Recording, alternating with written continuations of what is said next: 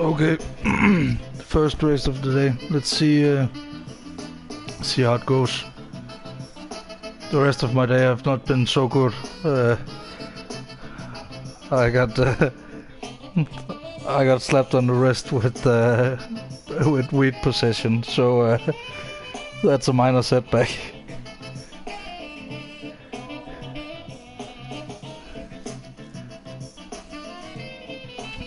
But shit happens.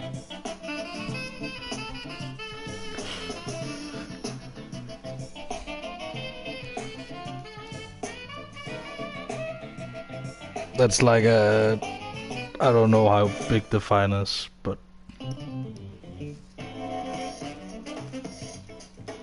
okay, we start with some people speculate that door numbers matter in the lineup. Like you have to get more points when you overtake people with a higher door number than you. Like if I overtake one with the guy with number 19, I get more points.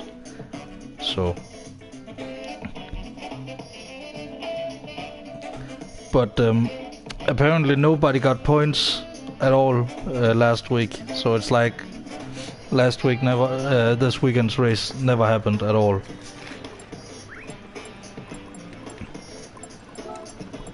There was no change in like driver rating or anything, so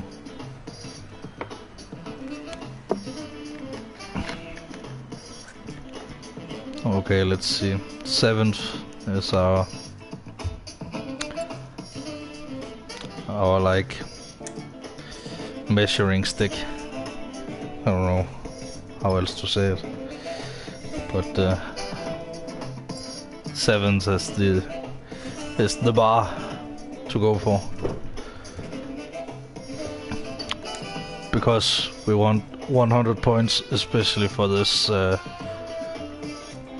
We didn't bank the 136 points last week, so that's a heavy hit on my overall championship, because that was a pretty good second place I got in a pretty good rated lobby as well. So,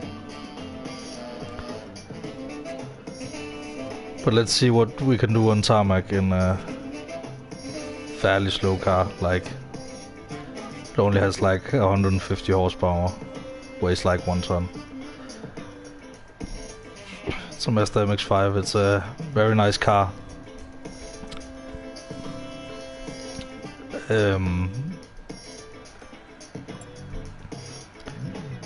Very nice to drive. Usually it has more horsepower than this. Usually it has like 200 or something.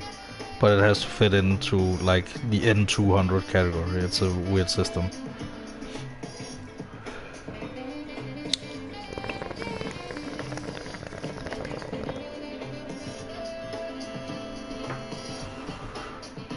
But even though it's just MX-5s today, it's still like balanced for N200. It's crazy.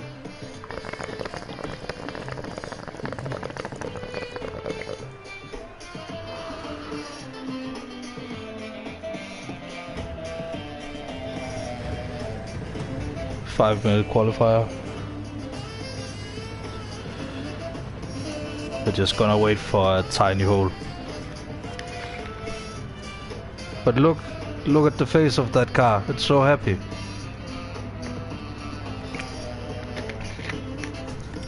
People actually modify them so only one of the things blink at a time. It's pretty funny. So you're gonna have that. So you're gonna have that that beautiful face blinking at you. It's a little bit funny. Okay, let's hope we're not like.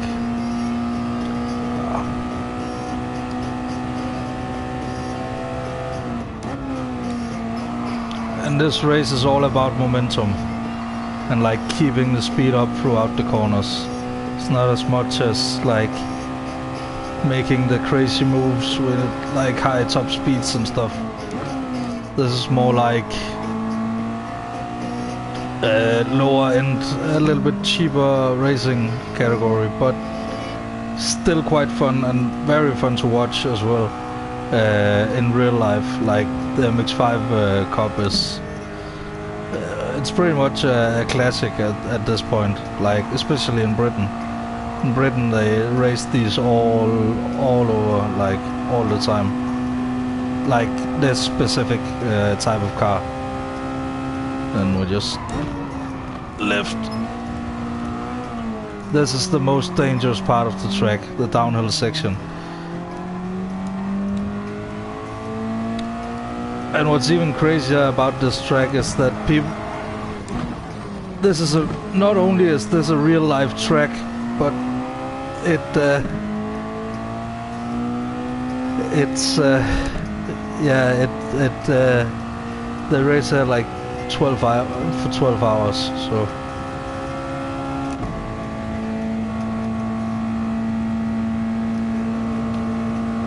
Like 12 hours in a row, that's pretty crazy. So they race like throughout the night, so you get like the sunset, and then you get the night racing, and then you get the sunrise. It's pretty good,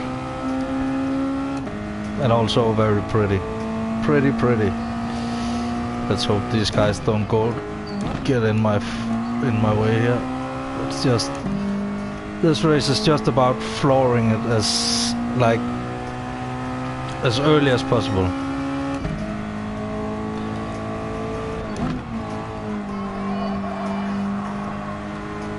And like keep an eye on the cornering speed. That's gonna be important because I think we're only gonna get one lap.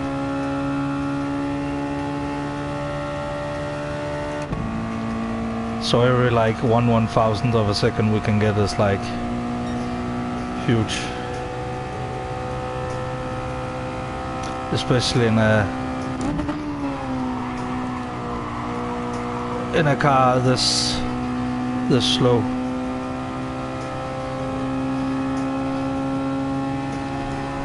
Don't change gear. Just brake and take it like... Was a little bit slow through there, but we should be okay if we don't mess up the downhill section.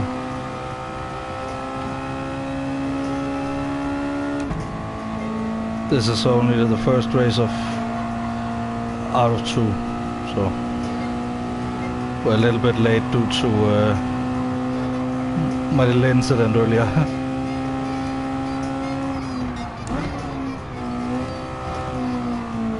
Make sure not to overcook it, and just give it like good speed down here. Remember to brake at the correct like point.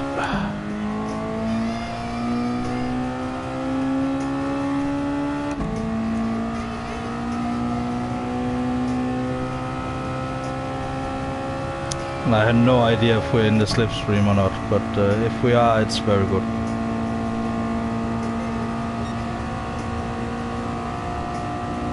Now we just need to not mess these things up, these last corners.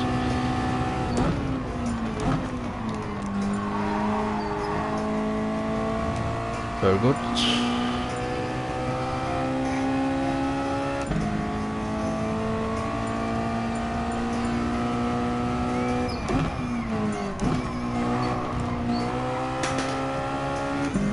Very good speed through there. Let's see what we can get. 6. That's great. That's very good. 7th. Let's go.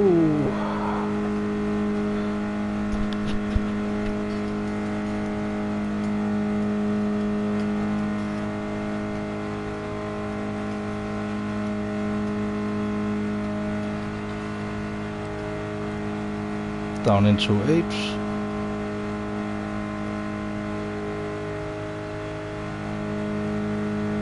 But 7th is the goal today, so And then if we get it, I will go one more time, I think.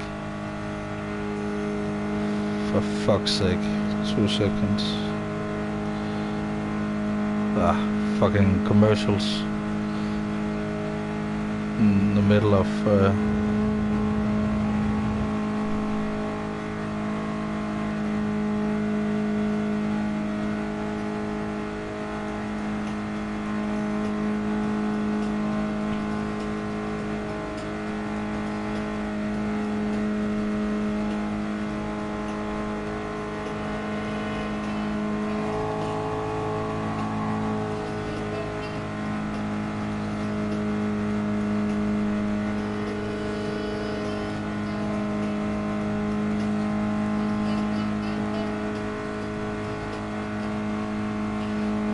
This should be good. There's a lot of potential in this race. And I mean, if we get a very good result here, I won't like risk it again, like, because the next race is actually quite exciting. It's where we have to use all 3 tire compounds, like soft, medium and hard. So at least I think it's the next race. At least it's the next manufacturer race. So that should be very good. And again, I love manufacturer, like in many ways, and I love Nations Cup in many ways, but I love them both like equally. I like going into a season with like one car or like one car brand, like, and seeing how good you can go. Okay, what do we get for it? 98 points, so it's not too bad.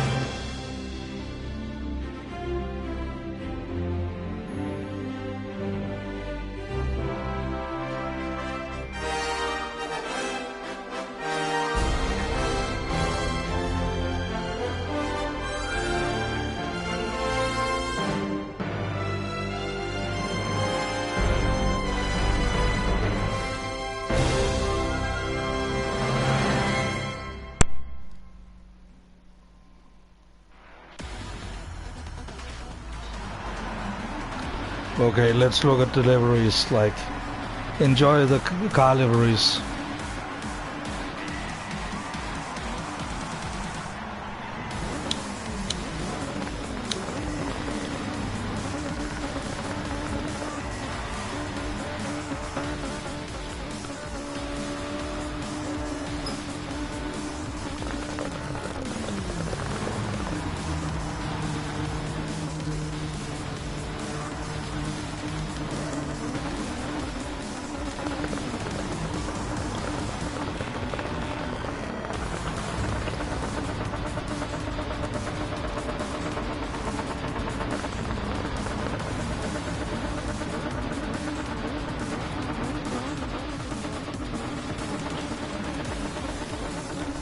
Just a quick drink.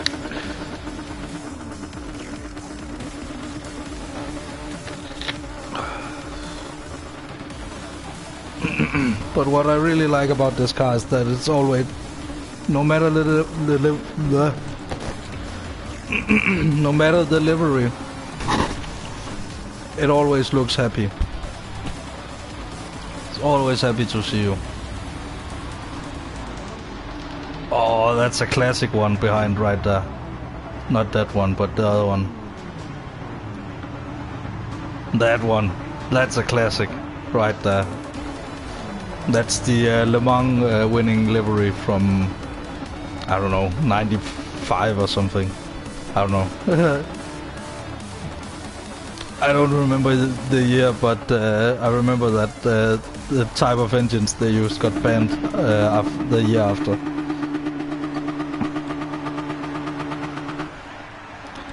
And here it's just full ham all the way, so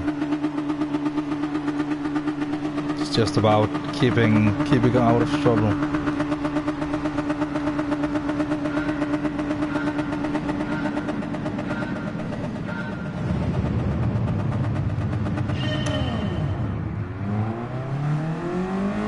Oh, one person started with traction control on.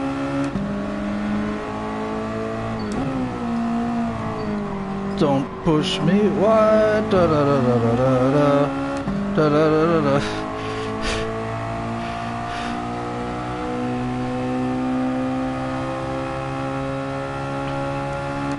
But we're in the slipstream, that's pretty good.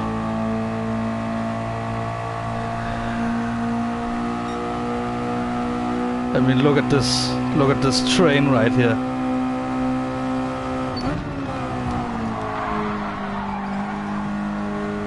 People are already going wide. Going to the inside here. Okay, not going to the inside maybe. Oh shit.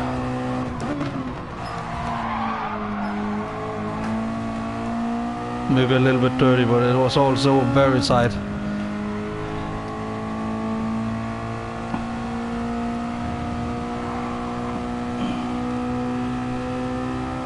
Yeah, I'm keeping the inside here.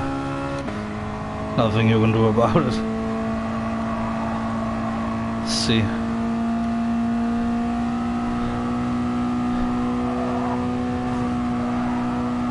Fuck. Still keeping the inside though. Fuck.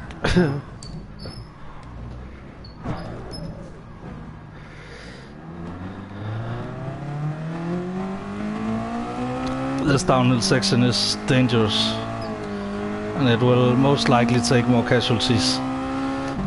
So let's just see what we can do now. I have engine damage, my front is damaged, so yeah, now my engine is fine again.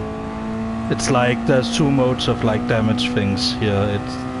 It's like heavy damage, where you have to go into the pits to repair it, which is never in FIA races, because it like takes too long and it's too like unfair in an online game.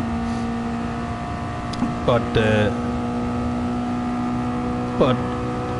we play with what's called light damage, which is where the car repairs itself like after a few corners. You just have to be cautious for a little bit.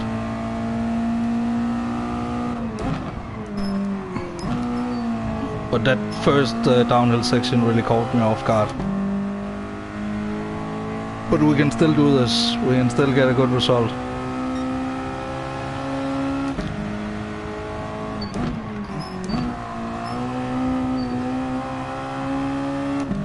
If nothing else, we can I mean, look at the train, it's huge. If you look at the map up in the right corner.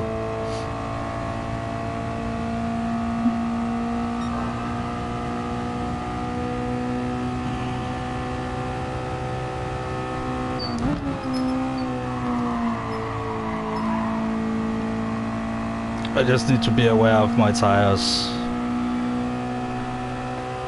And this guy needs to be aware of me.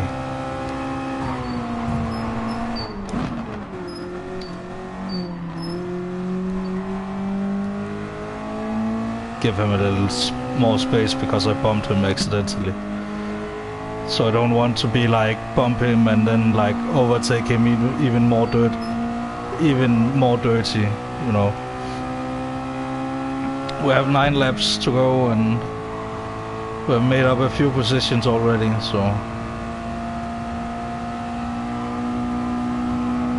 But next time there's only one shot, one opportunity, and mom spaghetti and all that jazz.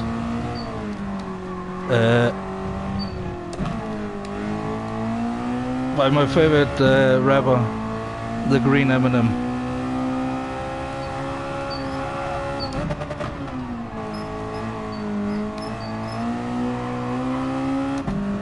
Or M&M's, if it's the whole group.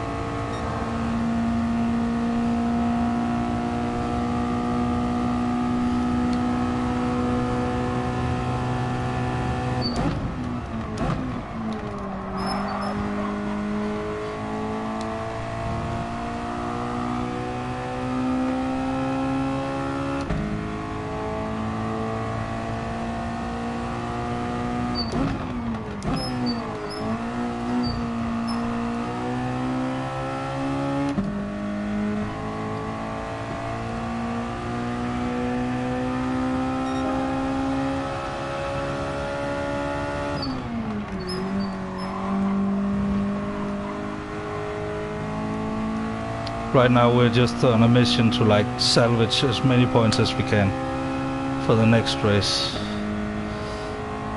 And it looks like we have a huge train over here that is just fighting. So if I can get past them pretty like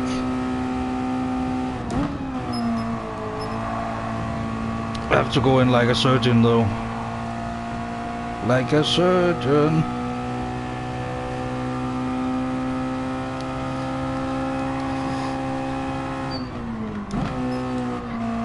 Remember, we only need to go down to like around 100 in this corner because it's very, very much banked.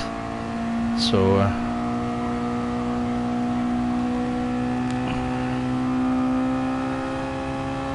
it's like some of the corners on other tracks. It's like it's so tight, but it's like you don't barely need to brake at all because because it's just like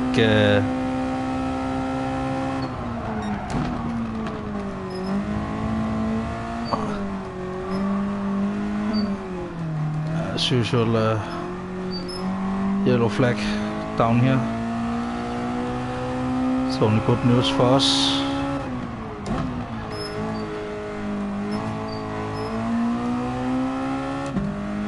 I am gonna defend myself though.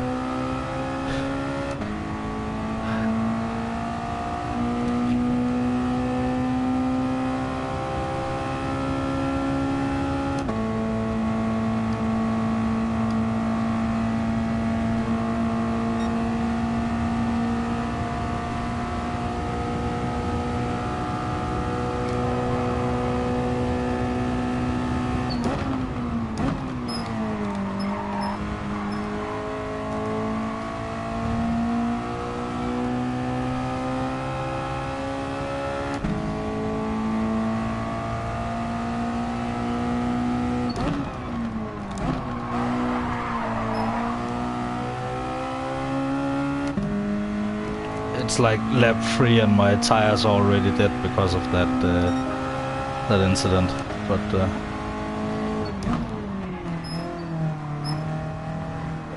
going way too slow there. That was completely my fault.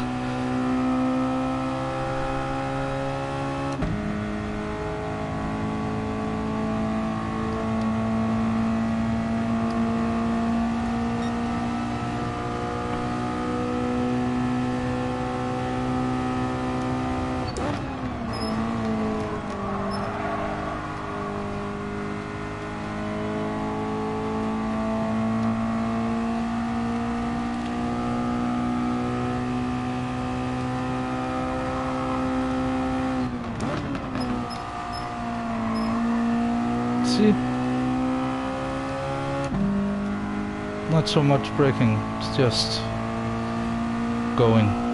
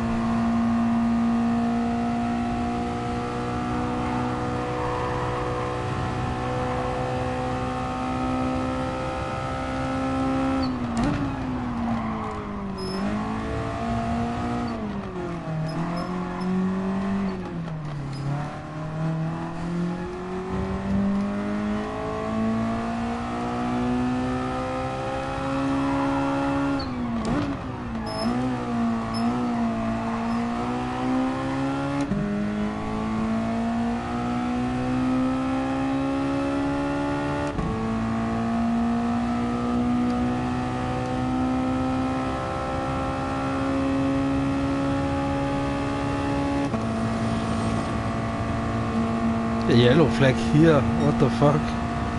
It's a weird place to go. I mean, he could have been braking way too late up here.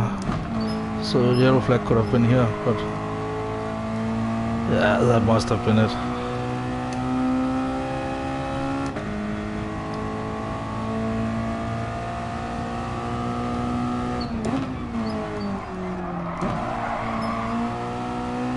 But it ain't over yet. We still have like half a race to go, almost. So actually exactly half the race to go, so pretty much. So if we can just keep the cornering speed up, we should be able to catch this train and then salvage as many points as possible.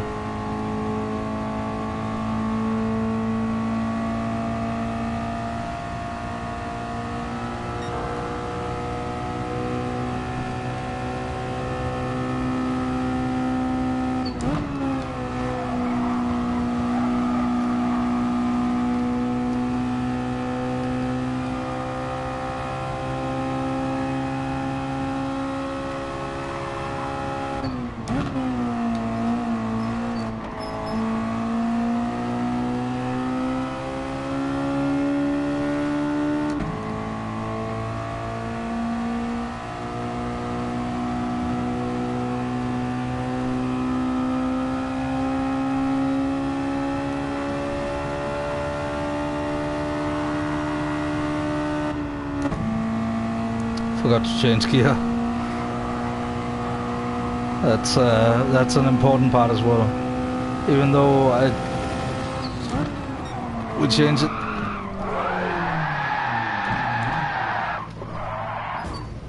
Whoops.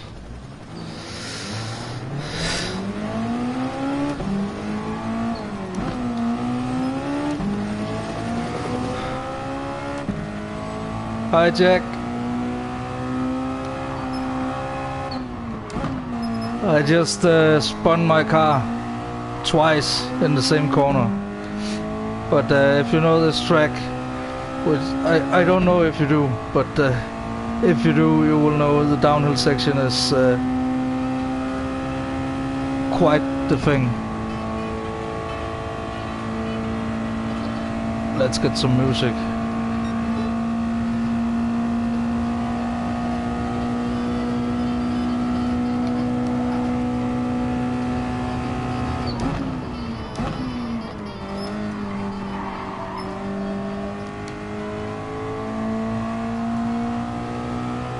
Alright, Jack, sounds good. Hopefully the next race will be a little bit more exciting than me just spinning it in the corners. Think I'm gonna go to brake bias 0.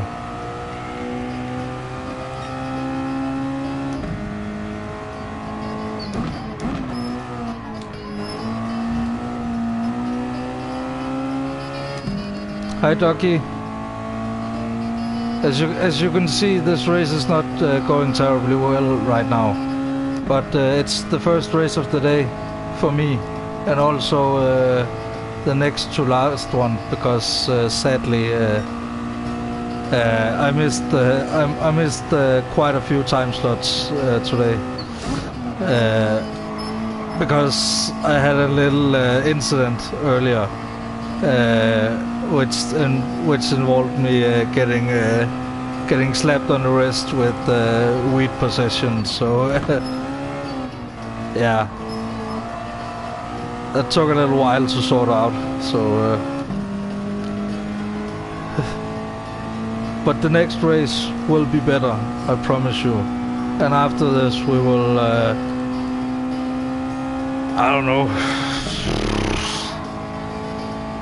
do a little practice for the next race, and when I feel like I have a good rhythm on the track, I will go to the casino in GTA and bet like millions of dollars, maybe millions of dollars. At least like 50,000 at a time sometimes, just to have a little fun.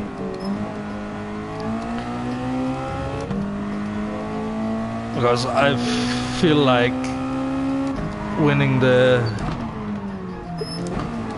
big one today, like.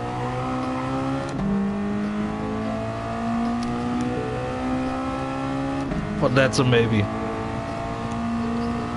But at least oh yeah, that was the section we just passed through. That's the downhill section, which is actually more down a mountain. So this is the top of Mount Panorama in Australia. It's hard to see, but this is actually a public road most of the time. And the only reason I know that is because I had to look up some facts about this track, because I realized I knew nothing about it, but I love it so much because it's such a classic track. It's located in a place called Bathurst, which is a very, very Australian name when you think about it. But oh, a yellow flag in front of us. That's something. And we are up into 18th, so. And our down number is 20, so if the theory holds true,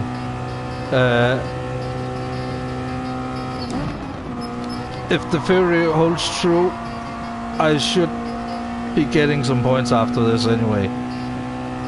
Some people theorize that you just had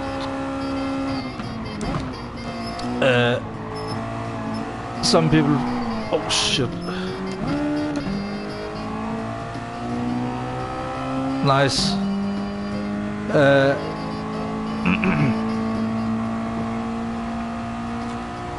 But yeah, the tires are a little bit slippery to the back because I spun twice, and maybe I have had my brake bias a little bit too much to the rear in the start.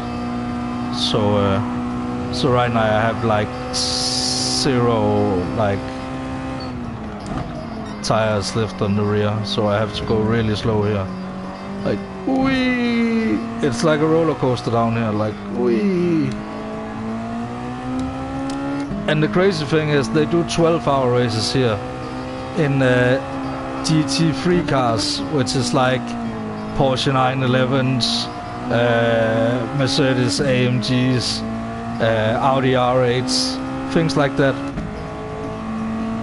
Ferraris, you know, sports cars, high performance, like a lot of downforce, 550 odd horsepower. That's pretty much the formula. So road cars are usually much faster in a straight line because they don't have as much downforce. Some road cars might even have active aerodynamics for safety purposes, like some Bugattis have it, and like many Porsches have it. Many high performance sports cars have it today, like where when you go over a certain like speed, a little flip a little spoiler will pop up, and that's purely for stability.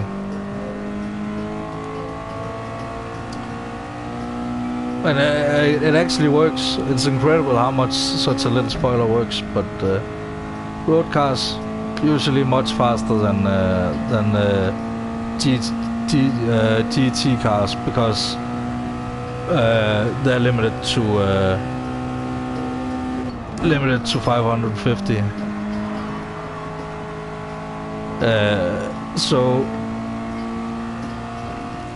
But the most famous example of like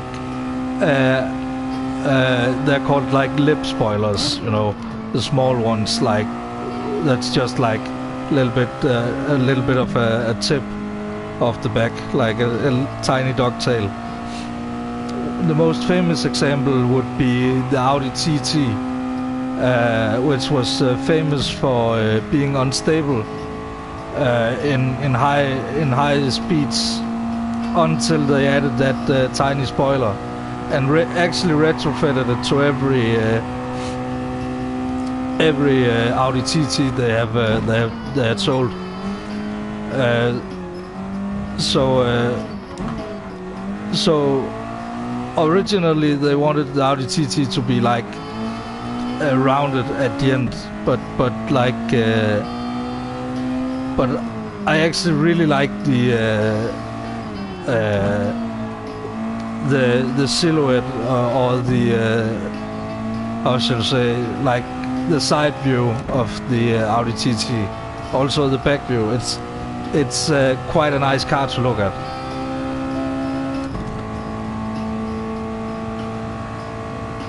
It's like I only judge cars by one thing. It's like is it a nice car with something, a little bit of personality, you know? It doesn't matter if it's like the personality is like, hello, I am the future, but like you know, just go for something and go for it good. Like this car, for example, is like the Mazda MX-5, the Miata, as it's known in America, was like a huge success because it just went for it in an era where open top sports cars and stuff were pretty much gone because of there was an oil crisis, and then the car companies didn't really invest in cars like that or anything. And then Mazda came out with this car and based it on an old Lotus, I can't remember the name, and I don't want to give the wrong one, but an old Lotus they based it on, an old Roadster. They based the wheelbase and all that on, and then they had like three different design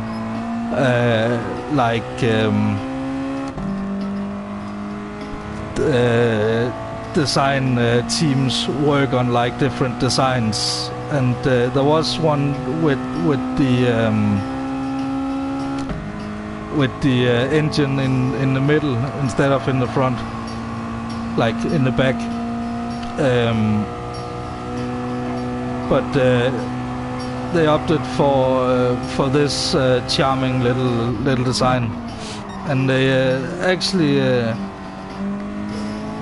it's really an international project because it's a Japanese car where it's like it's based on an old British like classic car, like which the guy who wanted to you know make the MX-5,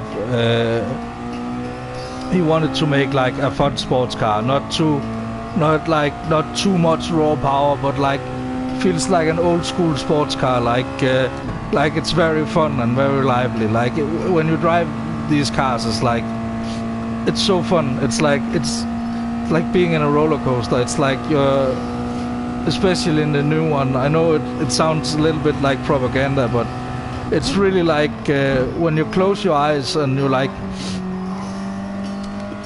think how a car would move like naturally, just not too fast, not too slow, but like naturally, like fairly fast and fairly like good through the corners. That's pretty much how a Mazda MX-5 handles these days.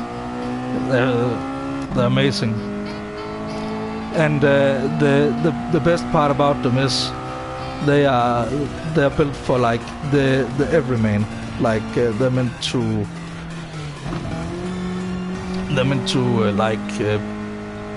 to be cheap. They're designed to be cheap. I mean, over 1 million of these have been sold like over the years, like all the years, like from 1989 and up to now. You know, the first two models sold over 500,000. So, but I mean, it's a good looking car. But they like trial tested the design in California, where everybody was like looking at it, like, you know, it was 1989 and a brand new like roadster, and I'm just gonna go into cinematic mode just gonna see how when the next race is. Yeah. You have plenty of time to look at the car. Don't really want to look at that replay anyway, so we're just gonna look at the... I actually found this yesterday. Let's just look at the road version first. I mean, look at that smile. Look how fucking happy that car is all the time. And people modify the lights to like so they can like blink with one. Look, it's even blushing. Like it's just a you know. I mean, if any car has personality, this is the one. It's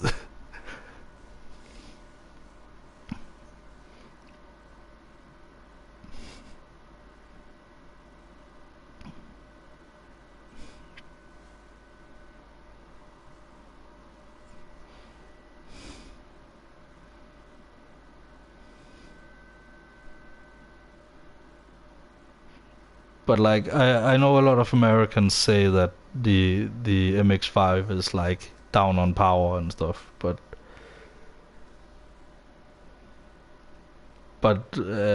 like 130 horsepower in like a body that only weighs 1 ton is nothing to scoff at. Like from your average car, like here in Europe at least. I know you like to drive your cars with like much bigger engines, like a V6 is like the minimum you want in America, right? Because you want the acceleration to like get out of dumb situations, especially because you have automatic gears and everything, so you don't really have to think about it. Here we drive like small cars, but with like 90 or 95 horsepower, or maybe like 120 horsepower, but they feel fucking fast, like, and then people like tune them even more. So, but then let's look at like the race car version here, the one we are racing now. It's it still has the same smile and everything. It's just a little bit more sporty.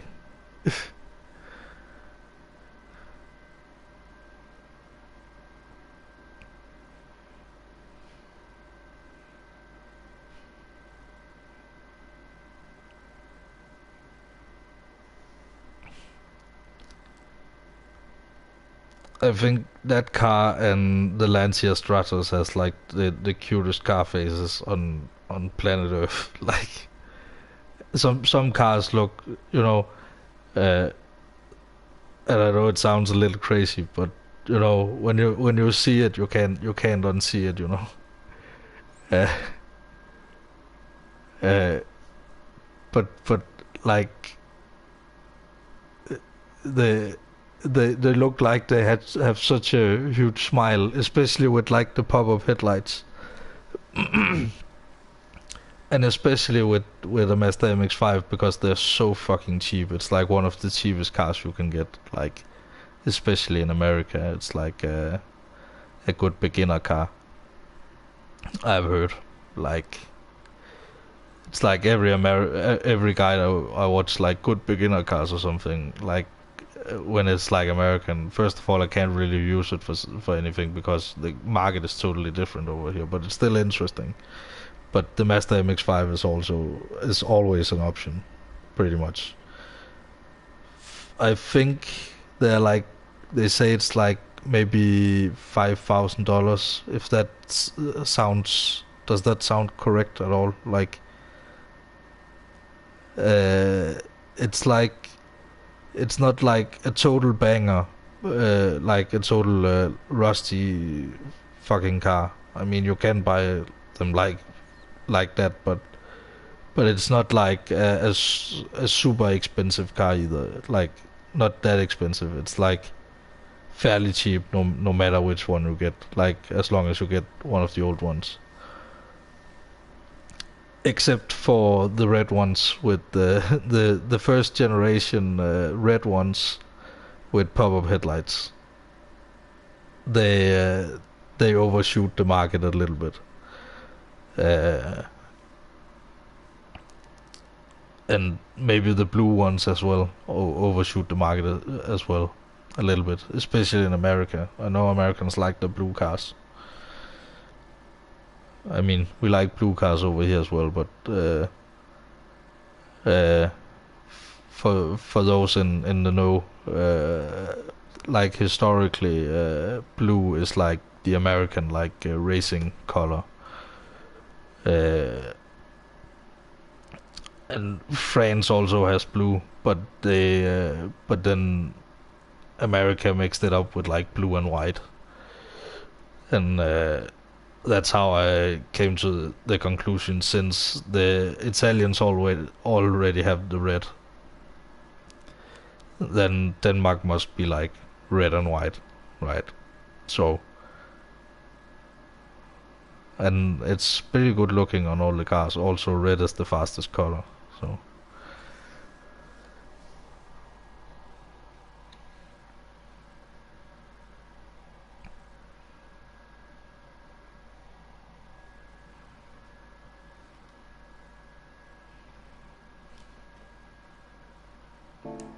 but I think maybe I should practice a few laps since we only have that one last race to go.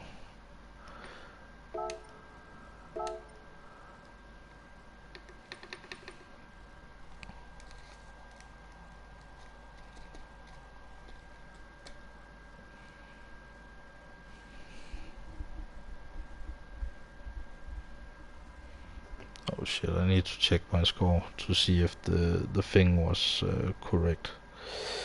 If all the people are correct about the driver score thing. I can tell you right now, they're not.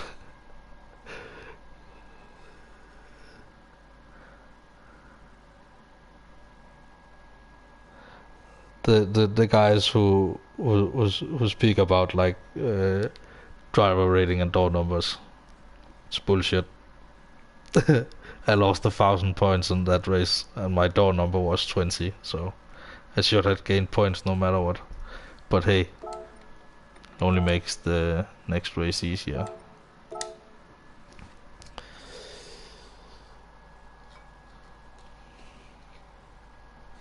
So that's also always something.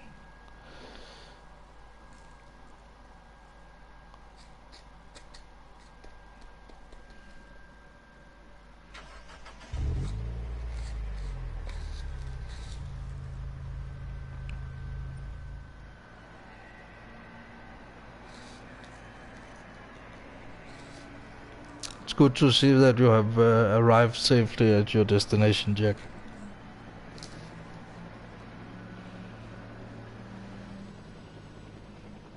or that you at least like pull to the side to type the message in the way you say I was like. I would be a little concerned if you were like, I am driving.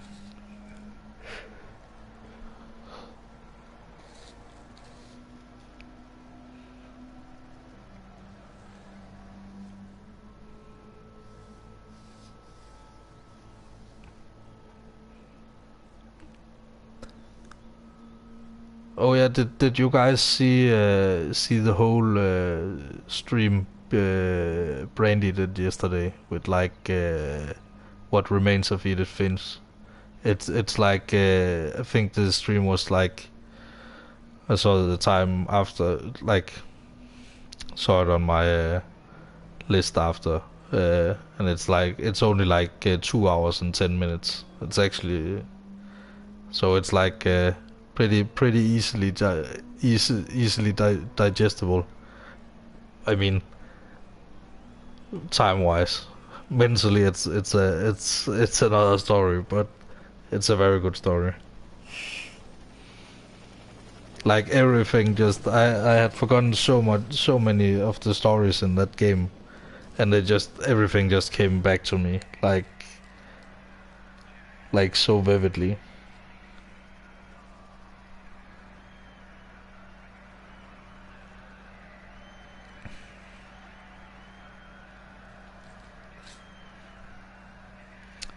But I gotta say, my favorite part is the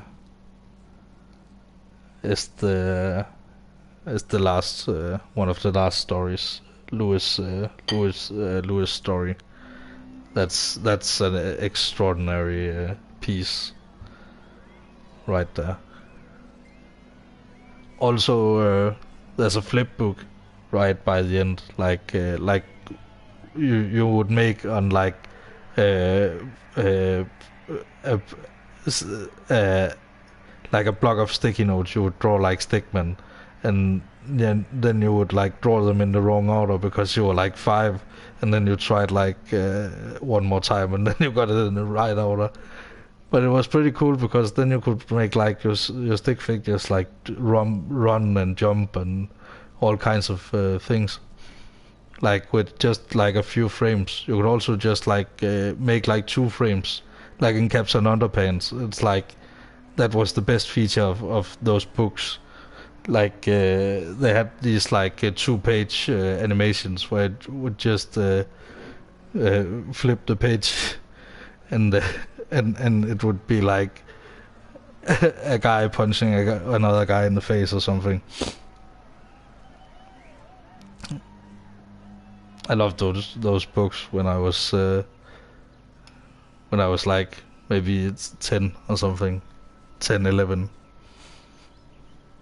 because the humor in them was like so great, like, and I think maybe still to this day it would hold up, like it's a pretty solid piece of media, like maybe not so much for like grown-ups. Maybe if I watch or read something of it today, it's like meh. But like as a piece of children's entertainment, it's really worth showing your showing your children. It's so funny, but it has a little bit of toilet humor, so it's like maybe 8 plus or something, depending on the child. But you know, it is a guy running around in underpants, sometimes fighting giant toilets. Like that's one of the books.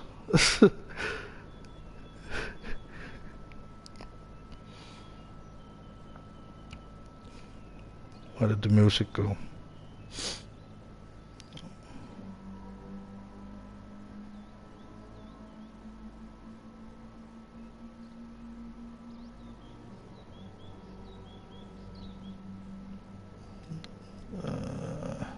I found this super funky playlist. like, listen to that. That's right up my alley. That's perfect. And there has been no zero clown music so far. It's just this vibe the whole way through. So fucking great.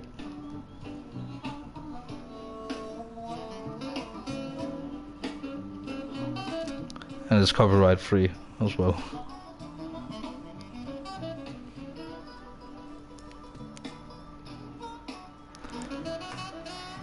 I mean, Jack, if you just like pull out your guitar and like sing songs.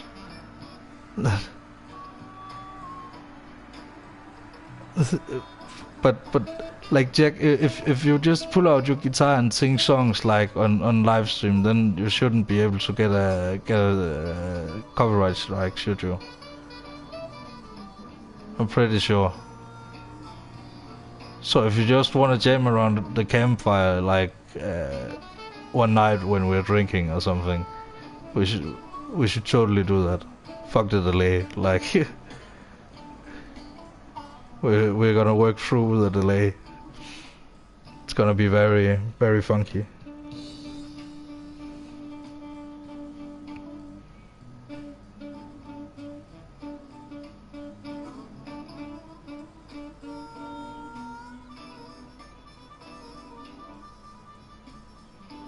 Yeah, they shouldn't be able to, because I think it's more the performance of the piece more than the piece itself that is the copyright. Fuck you, commercials. But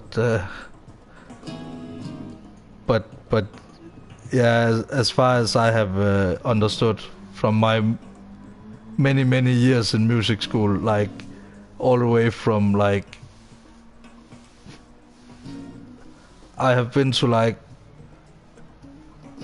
schools specifically focusing on music since the 8th grade, and then ever since until I was like 20 or something.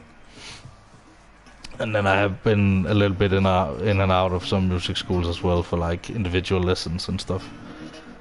But like we have gotten like the whole legal rundown of like many things. I don't quite remember everything, but I do remember a lot of things, and I do remember who to call whenever you want maybe want copyright for one song to do like a project, like, because it's like, and that's really valuable education as well, instead of just like sight reading and stuff. I mean, I never really learned sight reading. I mean, I can do it, but it's not my forte, so to say. I'm more like play some funky rhythm chords, like in a party band. That's the vibe. Like, I love that. And then I have my guitar all the way up in my armpits, almost like Tom Morello. I know I look like a fucking grandpa, but it's like it's so good to play, because you have so much reach, and like your wrist is just right there, you know. Like you have to really like have the rubber wrist like going.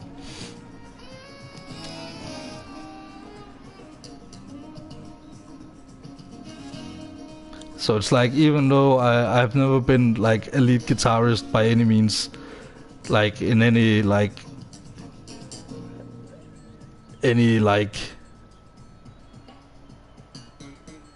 you know, anything that really like, you know, anything like particularly like, you know, hard, you know. Because some music you can just turn up at 8 in the morning, and then like 3 hours later you play the song at assembly.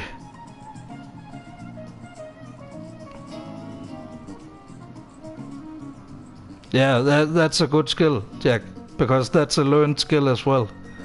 people think either you're born with it or maybe it's make-believe or whatever. But no, it's not makeup, it's just the ear training. There's apps and like studios and that. And that's something you learn in music school as well. You get like a cheat sheet, like the different intervals, like intervals between notes, and then you learn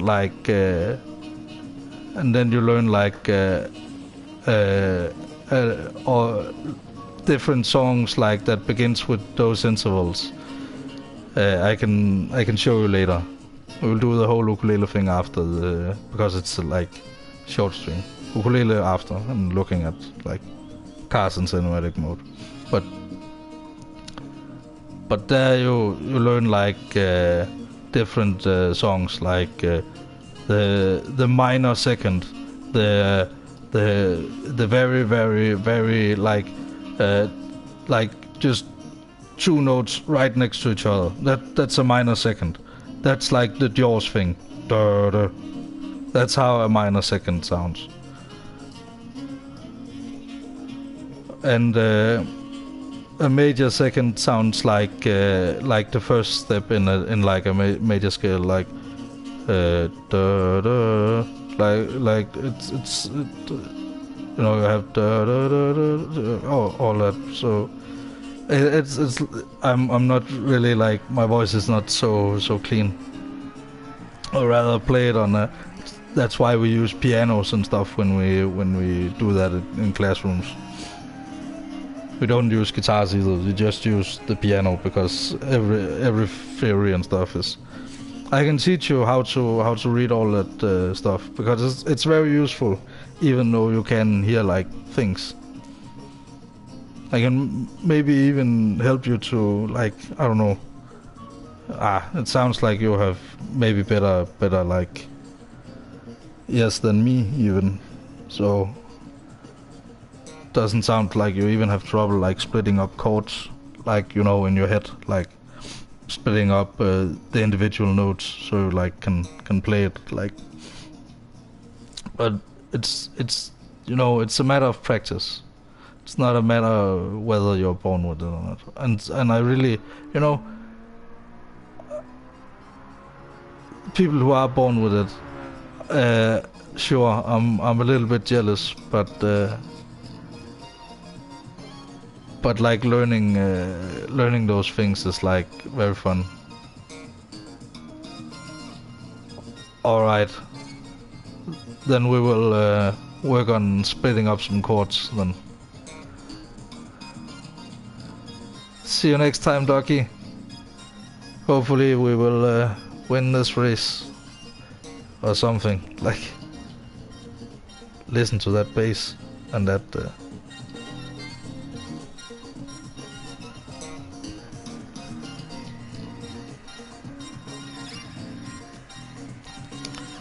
I mean, that's a sexy bass right there. Let's listen to that. Then I will take like a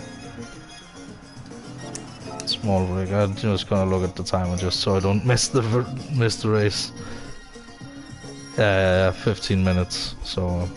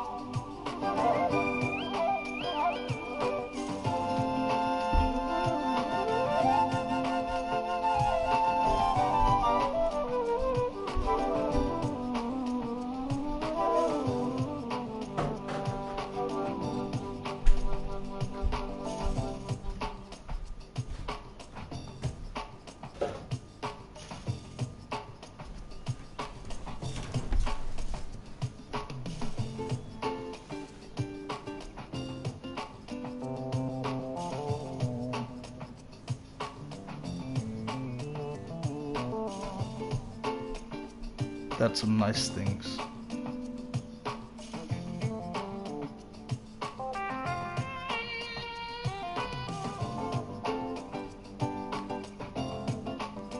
The guitar right there, like small chords like that, you can really make or break a song. Like things like that. That's what I used to do all the time. Fucking love it. Like just adding to this whole fucking picture of like this whole wall of sound. Like especially when you get like this some saxophones or something on there. It's like super. It just gets into the next dimension, man. You know? And that's why musicians always are looking like they're having an orgasm. It's because they're like, fuck man, it's really jamming, you know. And you know, all the hard work it takes. I don't know how it sounds right now because I don't have my headset on. I'm just talking into the microphone. But hey.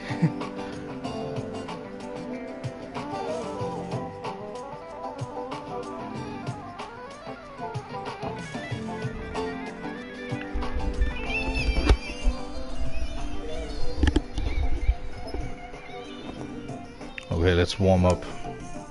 Actually use our time like for something useful for once.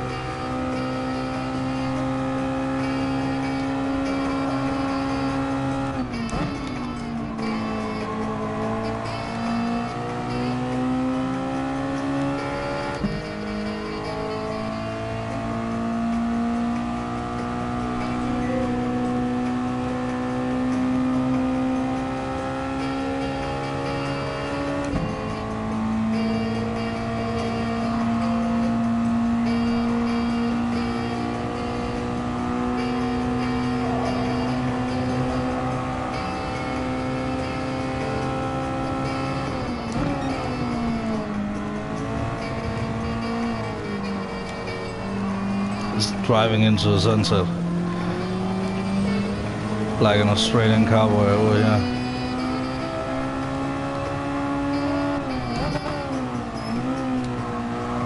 Make sure to have lots of speed through here.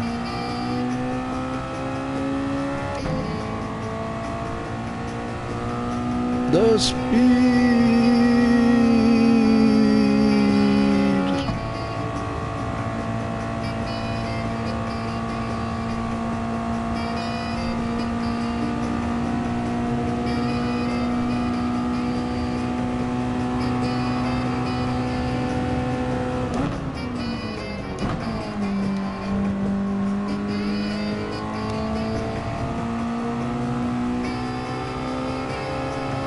Let's give a good lap here.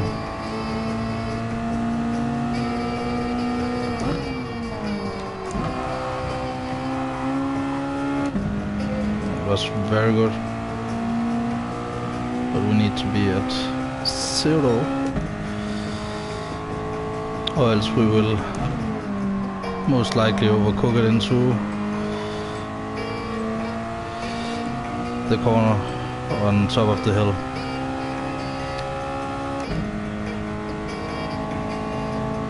Because for some odd reason, if I brake too much in the rears, because the rear is so light, I think, the rear just locks up and just slides over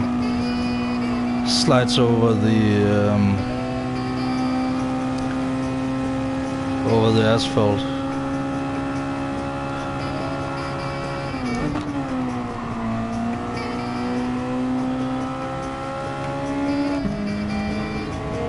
I'm getting a good feeling of this track now as well.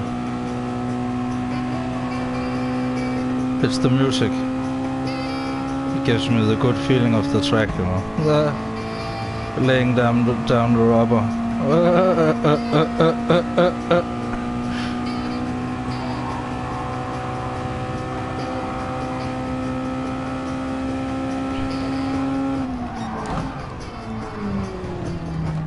No, no, no, no, no, no, no. Brake earlier. That's the note for that corner.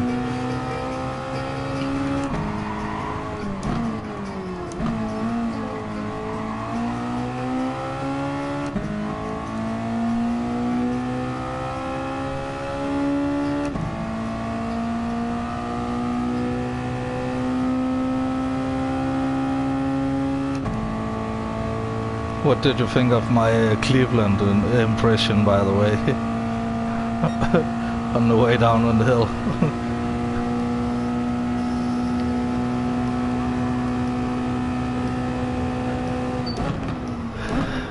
I have a feeling there's commercials on again right now. Yep.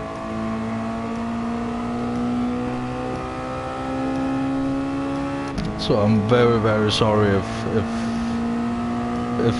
we suddenly get like a copyrighted ad or something like during a race. That would be the fucking worst.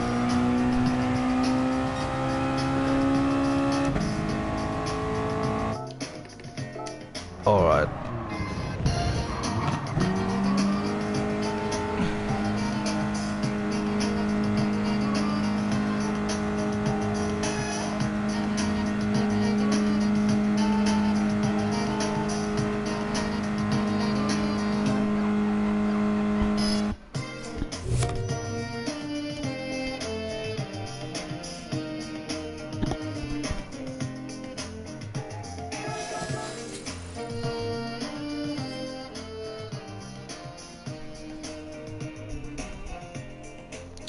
Just 1 second.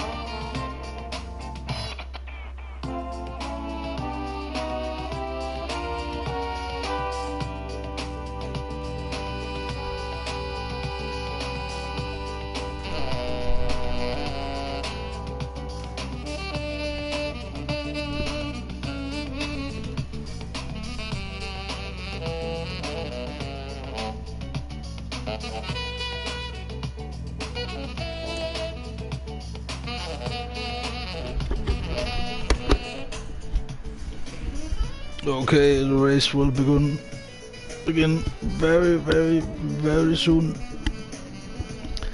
And it's the last race of the day, and then after we will do like ukulele stuff. I don't know.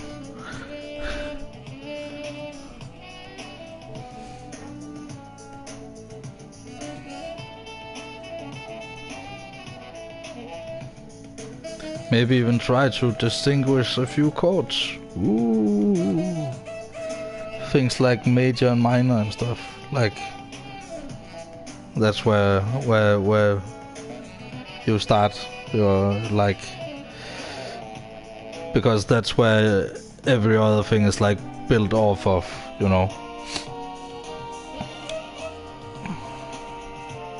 Although most chords are either major or minor something, or there's two more like than major and minor. There's diminished, which is like yeah,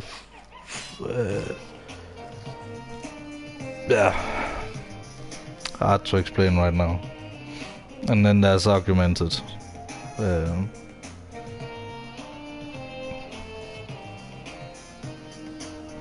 But it's only hard to explain because I don't have like an instrument in my hands or anything.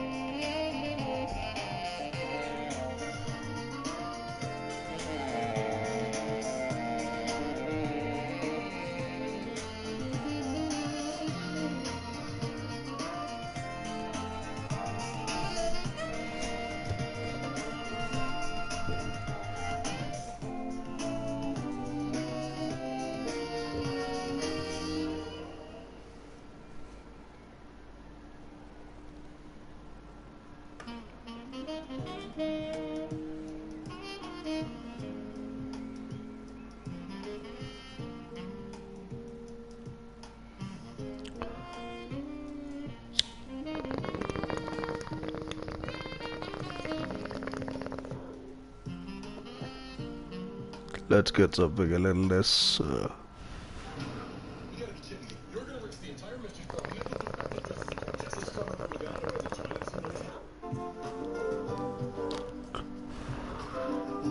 Much better.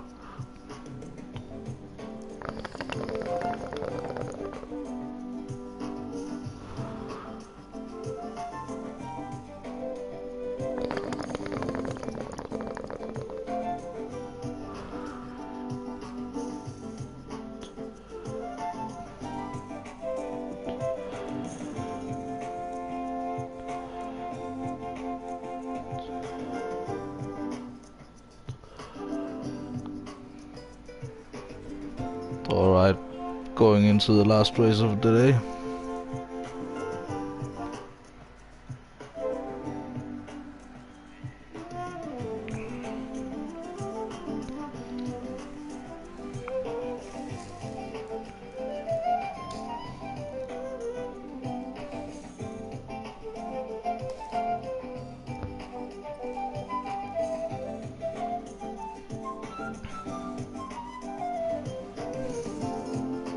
I have the door number 20 again, so that doesn't mean anything.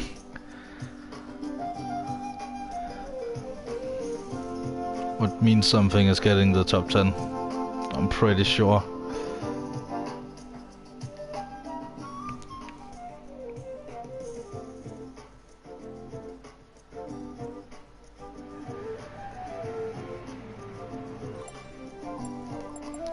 Just gonna go into warm up just to check out my sound levels just real quick.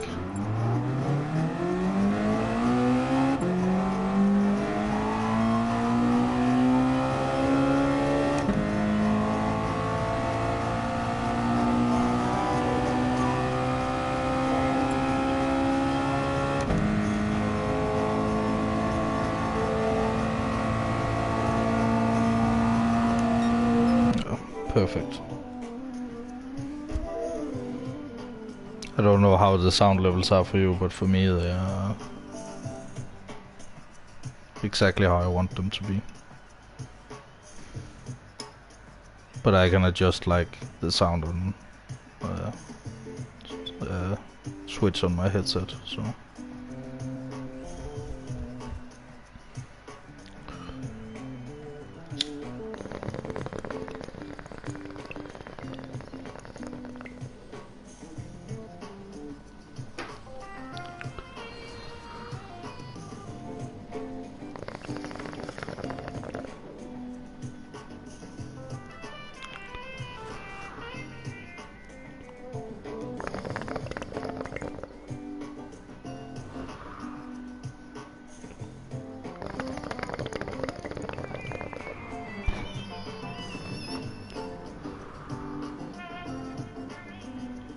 Oh, let's check the points.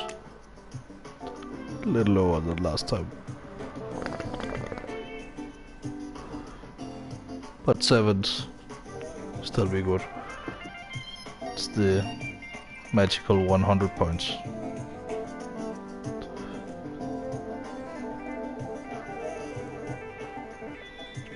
I like this song. It reminds me of Weather Report. And then it goes into like a crazy tangent, but Weather Report does that too sometimes. So. I mean, they would record one album per week. It was like so dedicated. That's qualify good. Just waiting for that hole.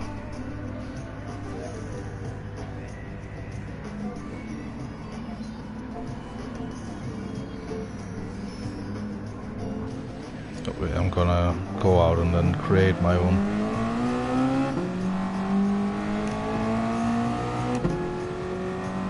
It's already a guy that's off there, so.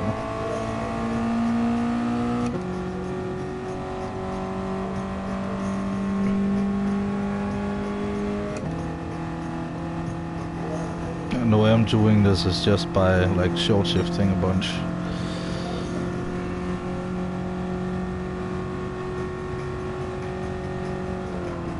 So I'm just like super slow.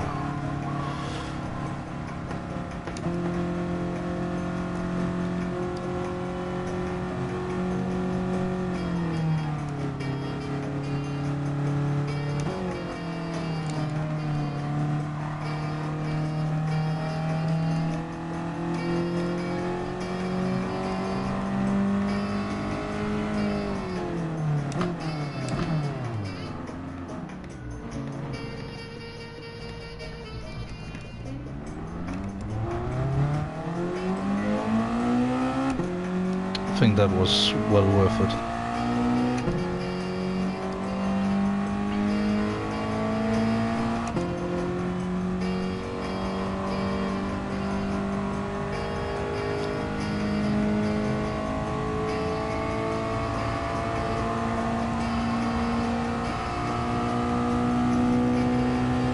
Don't overcook it into here now, just take it easy. Remember during the race is not made of I mean, your race can be quite easily get taken away from you right there, so just take it easy.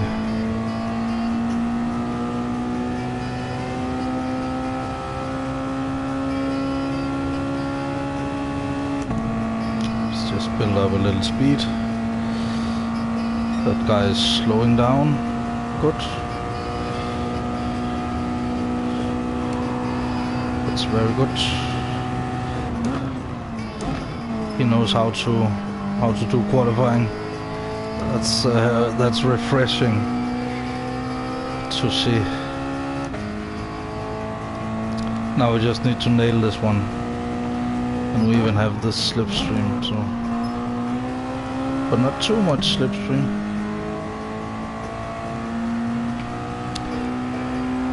And we need to not change gear here.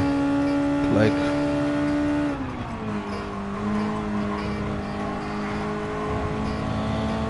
Yes.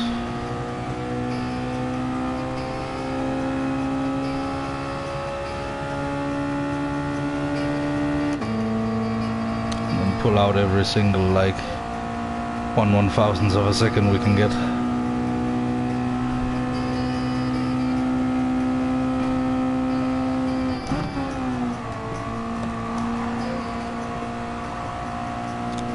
I was a little slow through there, but we just need to maximize the rest, then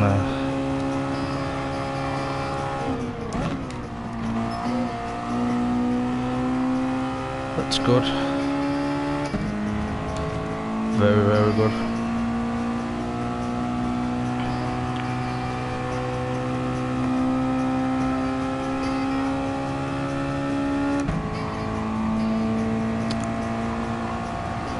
changed gear too early there, but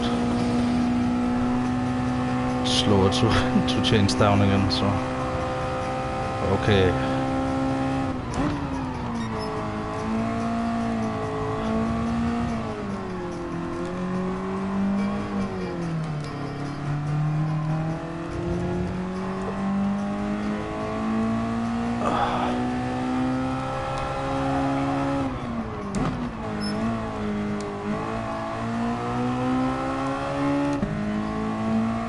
If I can get a slipstream through here, it would make it for me, but maybe not.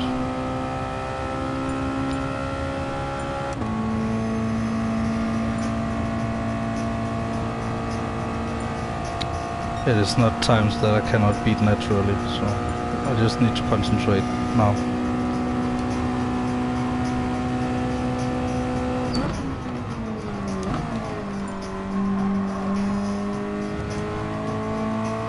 That was pretty much as good as I could do it through there. So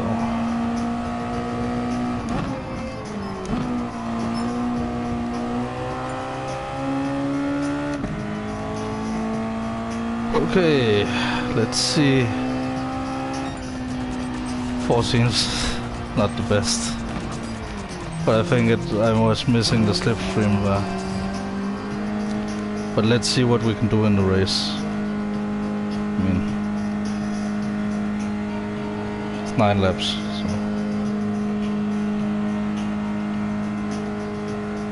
I mean, today was apparently all about the slipstream and I didn't get it, so you can see 3 seconds behind 2 seconds. You can see as soon as the slipstream drops, it's like, yeah. Maybe it was about the slipstream, maybe I was just too slow through some corners.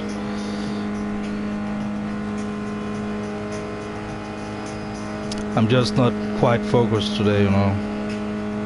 It's not my day.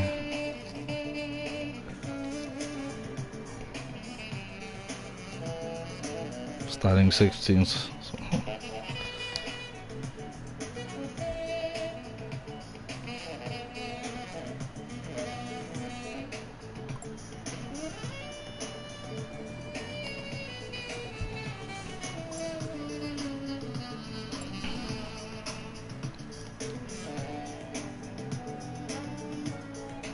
But it doesn't matter, you know.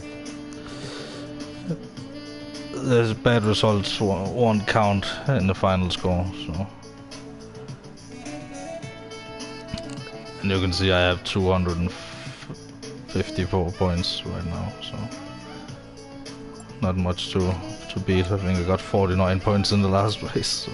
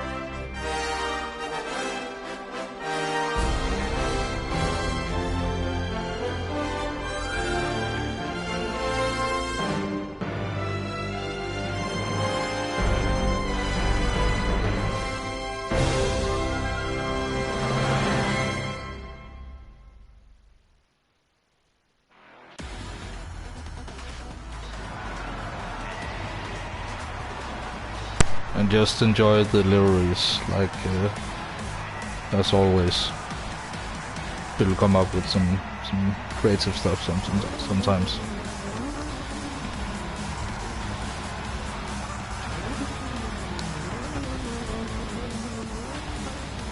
But you never know what's gonna happen, so I need to burn fuel. I need to put the pedal down.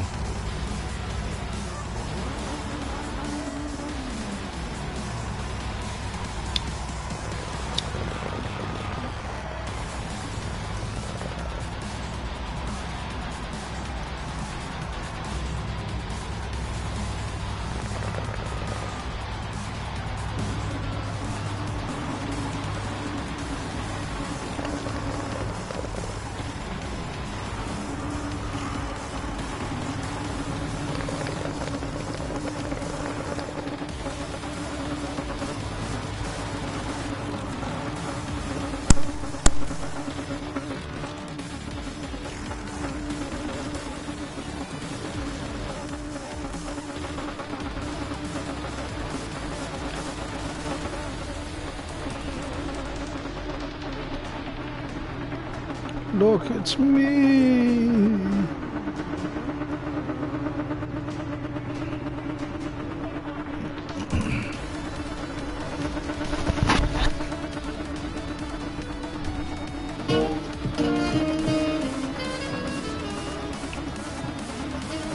Sorry for the overlapping music, just for a little bit.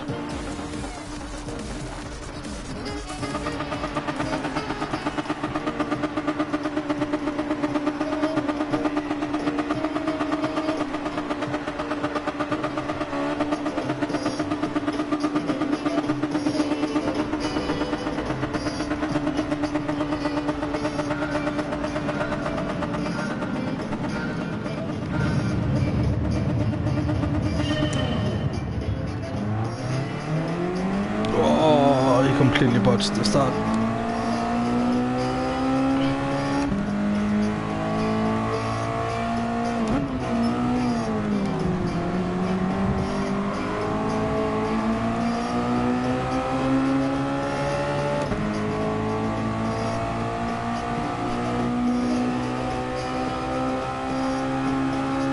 But anything can happen. We just need to hang on. Maybe bump this guy a little.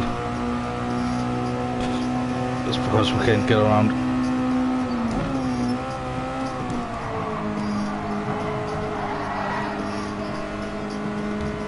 Oh shit.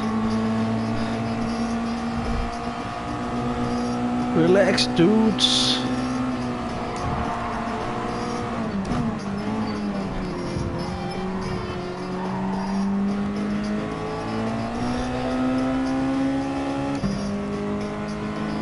I mean, look at that. Now we just need to not budge the corner.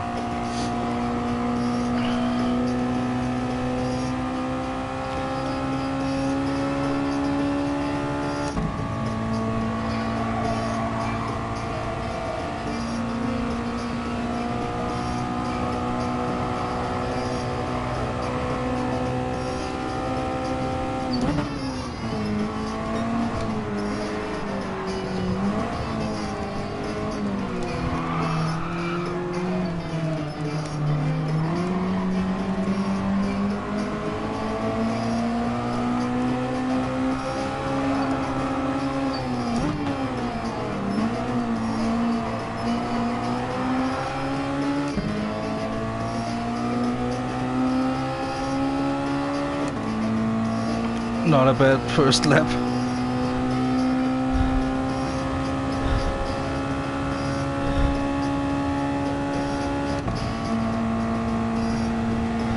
Up into 9th.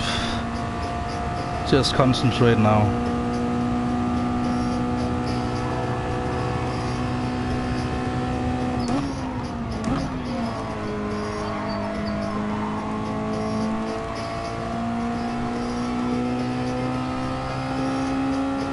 People make lots of mistakes here, so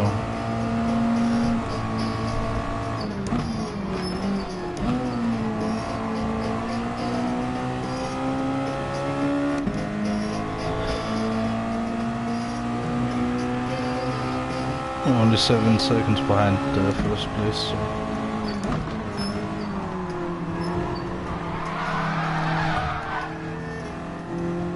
Ah, come on. Don't give me a penalty, please. He turned in on me. I was clearly there. He was clearly on the outside line and I went to the inside and then, you know how it goes. I mean, maybe a little bit of responsibility, but not much. Oh shit, don't like...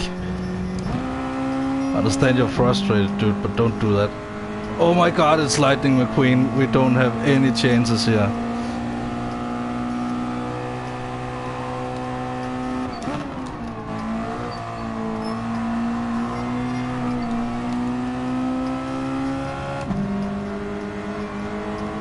Don't do that. You dirty fuck.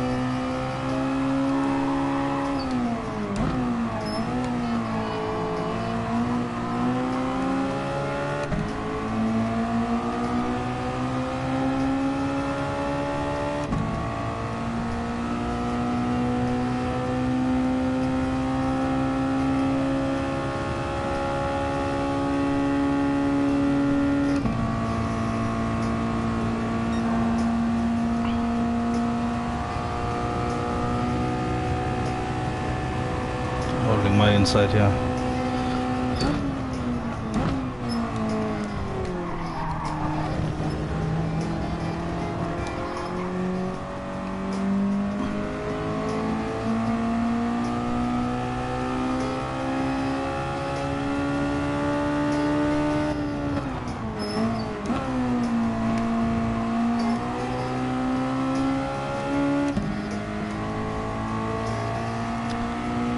It's only the second lap, so don't worry.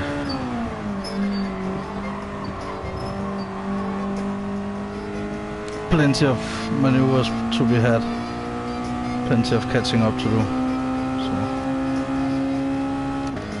And we're still one position ahead of where we started. So.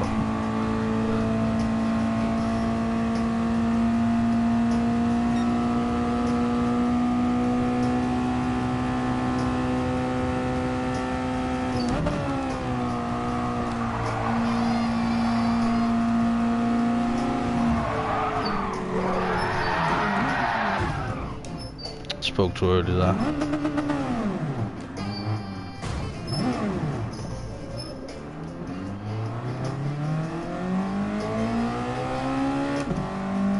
That's a big F.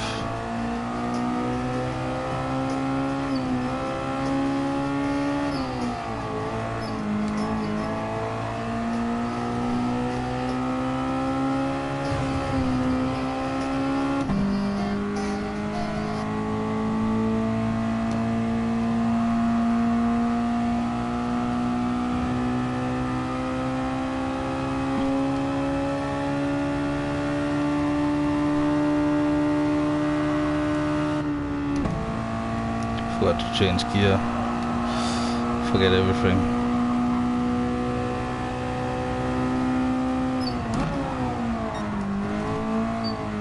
I mean, if we can get like our position back, then that would be like a good thing to go for.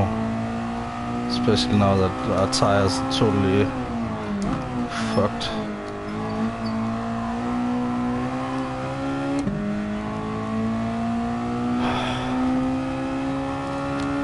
It's simply not. It's not my day today. let's say it like that. It's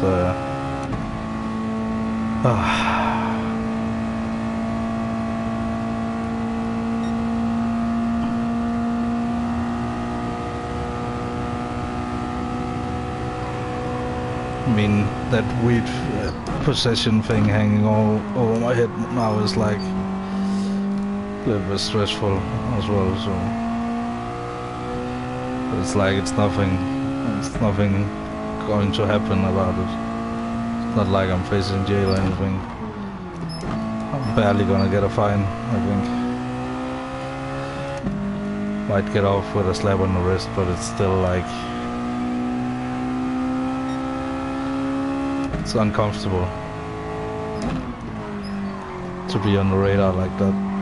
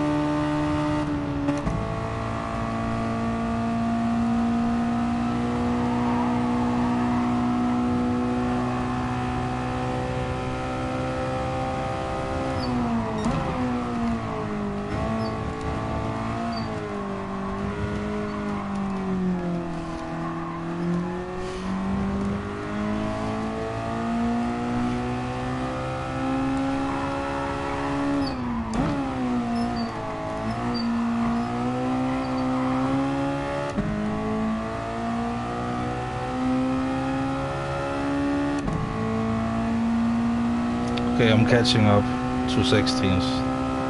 That's the new target, you know. A lot of things has gone wrong.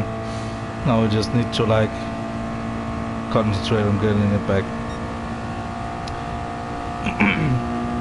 Here we take every race as a learning experience, you know.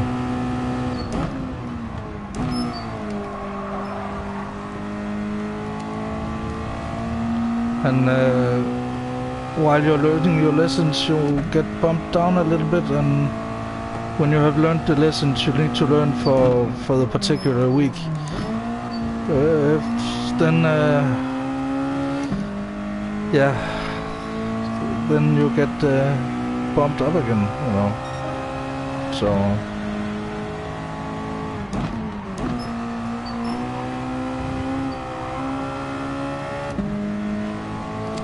and this is a track I have like never really raced on before. The major reason I did this track is because it's in a fairly slow car, so it's like fairly non-consequential when you make mistakes, especially in corners like these. You know, it's fairly tight, but you just gotta keep your pecker up, you know. That's what they say in Canada. Keep your pecker up, like pecker as in like the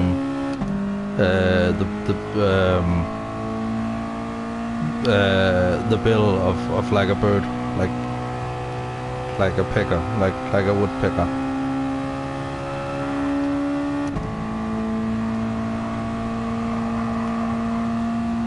But we're catching up, and we're catching up pretty fast here, so don't overcook it. And then see you at the bottom of the hill.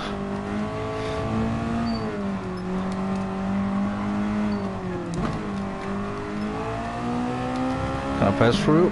Yes.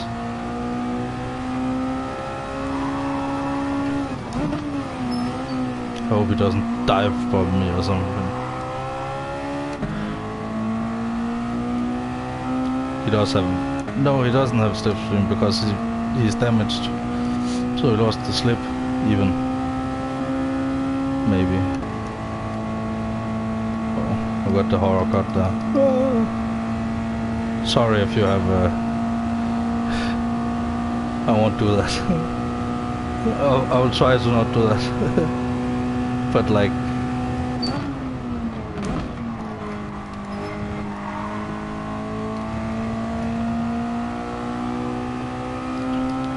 But sadly this is the last race of the day. We are in 16th, can maybe get 15th. So. We're only like halfway, a little over halfway, so.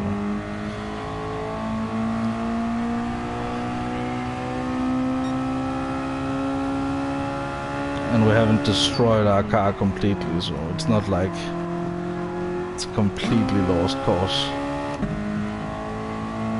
Like that guy.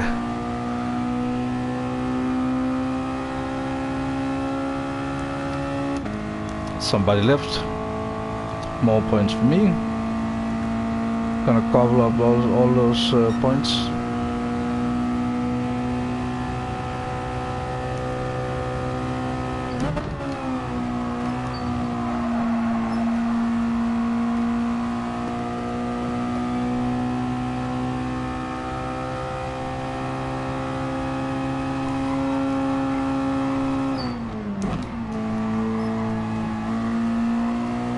And we're still gonna be like brave in the corners, so.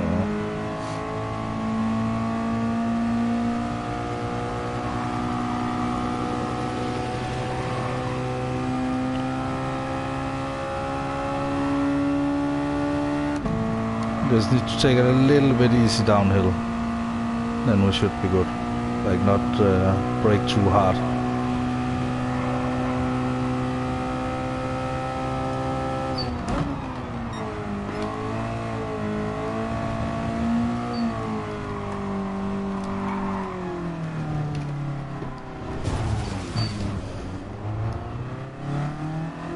Or maybe maybe remember to use the fucking pedal. 1.5 second penalty for a barrier collision. That's completely fair. You see, I lost time by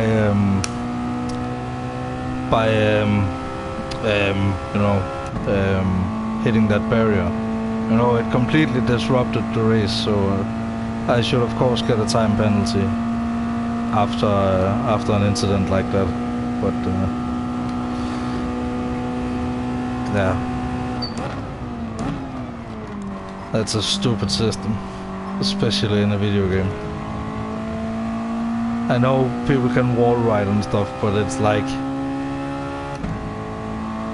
it's never really worth it in the races anyway.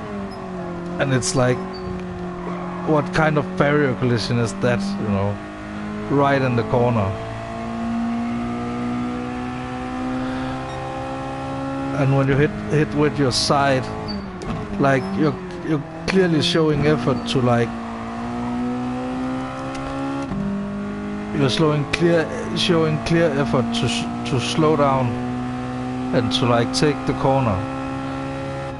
In a real life setting, that thing would be like overlooked by a few marshals, and then because a lot of, you know, pretty much every motor race gets filmed these days, so they will look over the footage and then see what should happen. This thing should go through a better algorithm or something, like have an actual, like, you know, instead of just saying, oh, that's a barrier collision, that's driving off track, you know, that's, and then like also like take into account like steering wheel inputs, like when people drive into each other, you know. That would be really, really nice, because people often do like very dirty things and get away with it because they hit you in a particular way, in a particular corner.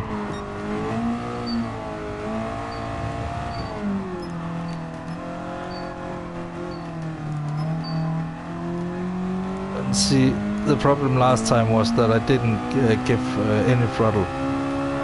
I was almost too careful in the corner. I hit the barrier, but at least I have learned this track way better than I have learned it before at a good speed. So now I can maybe do it in a Group 4 car, or like maybe a GT3 car later, you know.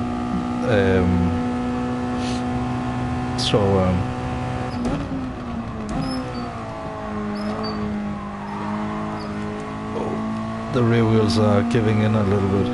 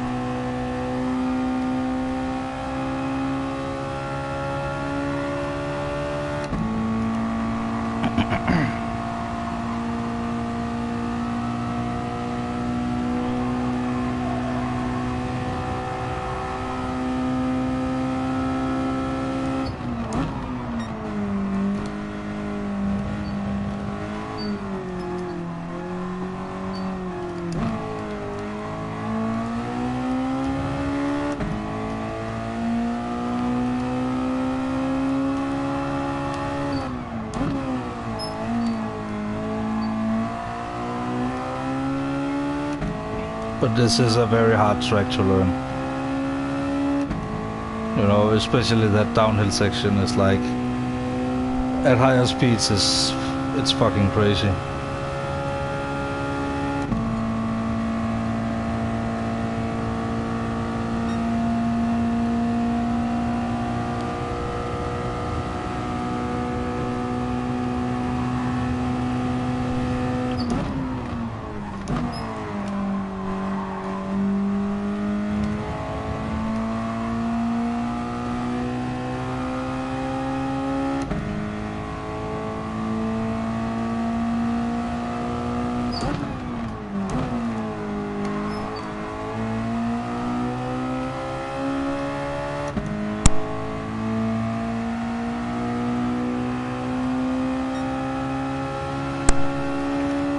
Final lap.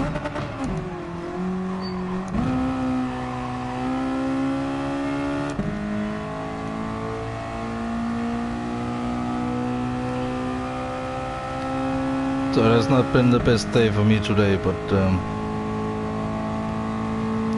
yeah.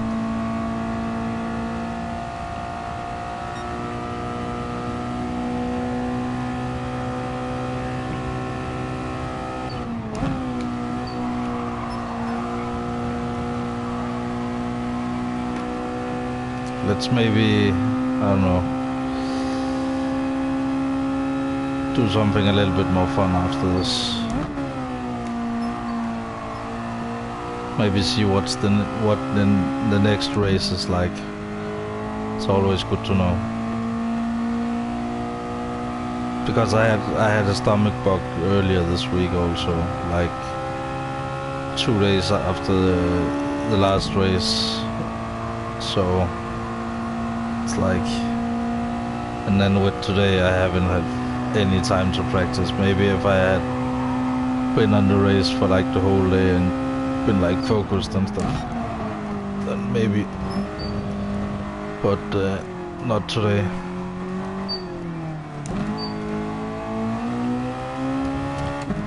But that's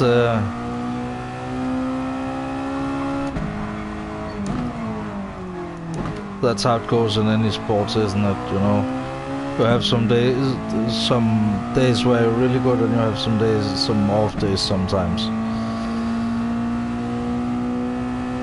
And that's hopefully I don't DNF. That would be like horrible.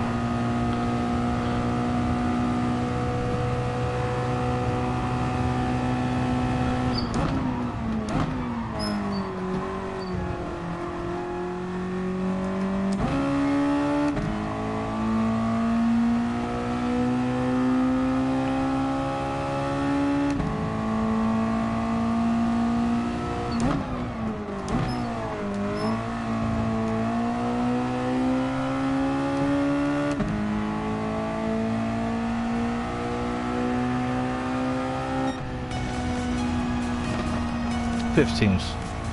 I think that was better than the last one actually. So,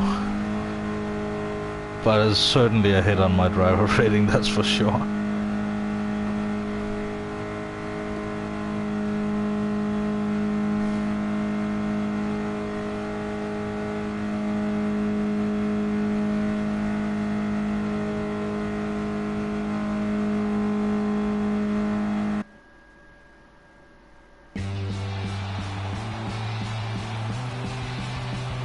$55 points. Last time I got like, I don't know, 49 or something. So, I mean, the last race. Damn.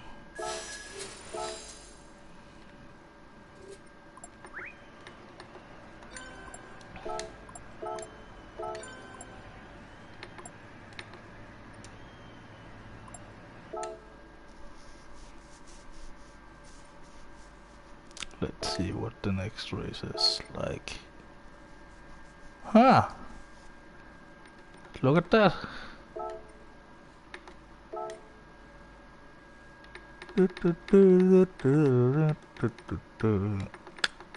What car? Come on. You can have any car you like. I'll drive it around for you. Cirque de la Sade, Le Mans, come on. Any car you like. This is for fun now.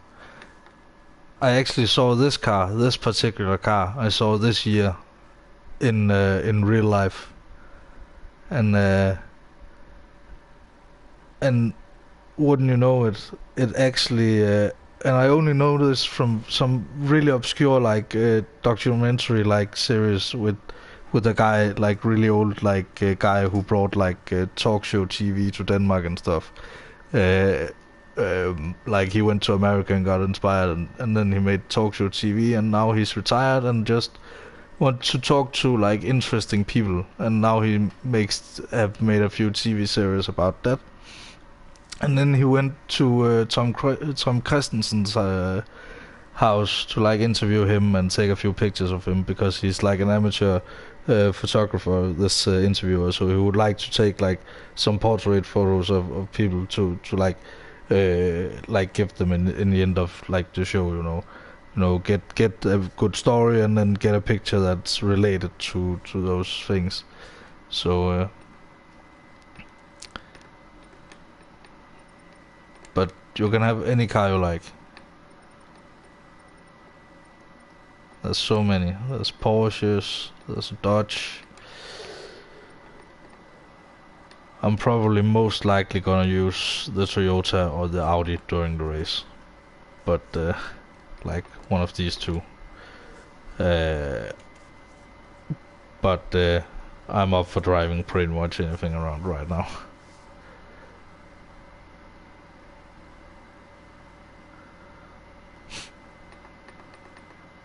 We're going for this one.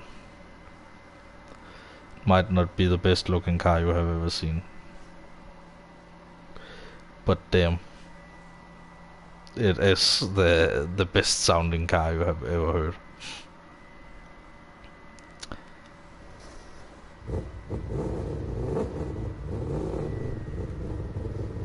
I mean, listen to that. It's fucking angry.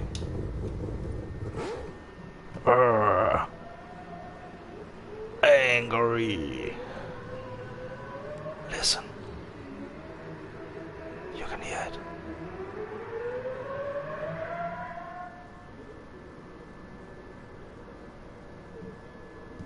When you listen closely, you can hear the Mazda 787B in its natural habitat in France. That's how I feel every time I see like a German car in the Nürburgring. Like every fucking time. Like just cars in their natural habitat, I don't know why I find it so funny, but I really do find it funny.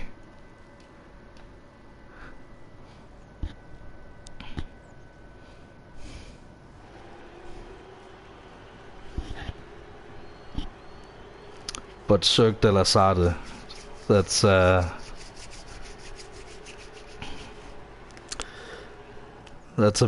bit of a specialty for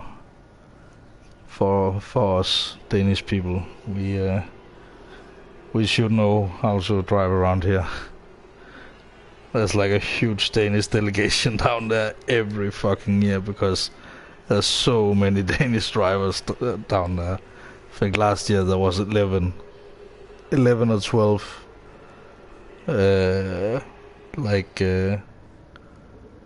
11 or 12 Danish drivers, all driving in like a few of them were on the same team, but it's only like in like pairs of two, and it's very rare. Like Kevin Magnussen and Jan Magnussen this year, father and son. That was very special to see. Sadly, they and I mean, it's one of the fastest guys in the world. Like when you have been up there in Formula One and been competitive in Formula One, your future is pretty much set in all of like sports car racing forever, because you have that extra that the other competitors don't have, So you have one of the fastest guys in in top prototype racing at the moment.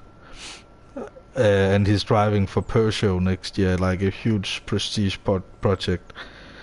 A car without a rear wing, of all things. Like, it takes all the downforce, creates, takes it under the car, so it's like a suction cup, and then it doesn't have a rear wing, so it can really get like some fast top speeds. And not only do we have one Danish driver in that program, we have two. And everybody would like to see two Danish drivers in the same car, but really what we want to see is one Danish driver in each car, because then we have two lottery tickets. It's very much about chance and good luck and many things. Le Mans is about many things over a 24-hour race. It's a completely different beast, So it's like, yeah. So one Danish driver in each car would be very, very preferable, because it's not like they're gonna drive each other off the track in a 24-hour race, especially not teammates. But yeah, back to Kevin and Jan Magnussen, father and son, which was like, you have one of the fastest guys in the world, like at least the fastest Danish guy in the world, who's still like really active, and then you have one of the most, like, he is like a veteran of like Le Mans. His dad has been racing like since the maybe early 90s or something, and he has been racing for Corvette, like it's called. We call it Corvette, like, but whatever. I'm European. Don't. Yeah. So that was a really good, interesting combo. Plus, there were in like a Danish-owned team. There's this high class racing. It's called. It's really based in Spain, like right off the Catalonia track. But it's owned by a Danish guy, which runs it, and like a lot of employees are Danish, like Danish mechanics and stuff. But they're like open to every like international, like, in motorsports, nationality doesn't matter. All that matters is like, can you make the car faster or not? And if you win the championship, you get another season, So, but damn, it's 24-hour race is a whole different beast. But it's also a bit of a funny story how they got to drive together, because it's like a lot of calendars had to work out to make it happen, and this year it then finally happened, because there was some races in Kevin's Formula One calendar that would overlap with some other races in GT3, in like the IMSA series, I think it's called now. He would have been able to drive for Corvette with his dad as a third driver in all the races that they needed a third driver. But I think Sebring was the one that caught them out on the calendar. I was just at like a talk event, like not like a talk show, but like there's a guy on stage asking few questions, leading the story along a little bit, because these are like racing drivers. They're not like trained entertainers, so they have like a host guy who like asks like one small leading question, and then it's like 30 minutes of talk from the guy, so it was a very very great format where we got a lot of details about these things. But it's like as soon as it was actually possible, there was so many sponsors aboard, because so many Danish people would like have been dreaming about seeing those two, like the father and son racing team on Le Mans, like Danish racing team on Le Mans. Because they're so, like, the Magnusons, they're so famous in Denmark. Like his dad, Kevin's dad especially, Jan, like, and Kevin has made his own name. Kevin and his dad not not not the same person, even though they look very much alike as soon as the helmet is on. It's like then it's a bit of the same beast. Both of them say that they have horns on the inside of the helmets. When the helmet gets on, the devil comes out. So I like the attitude about things. It's like, you you go into a maneuver and because you're sure you can pull it off and you trust in the car. So if something happens, and you most likely will dust yourself off. And then when you dust yourself off, you feel like a cowboy when you step out of a crashed car. That was the old man, Jan Magnussen himself, that said that. Like, yeah, feels a little bit like a cowboy. Can't help but feel a little bit cool when you step out of a car. When you step out of a crashed car and just dust yourself off and like, I'm okay. It's like, it was so funny.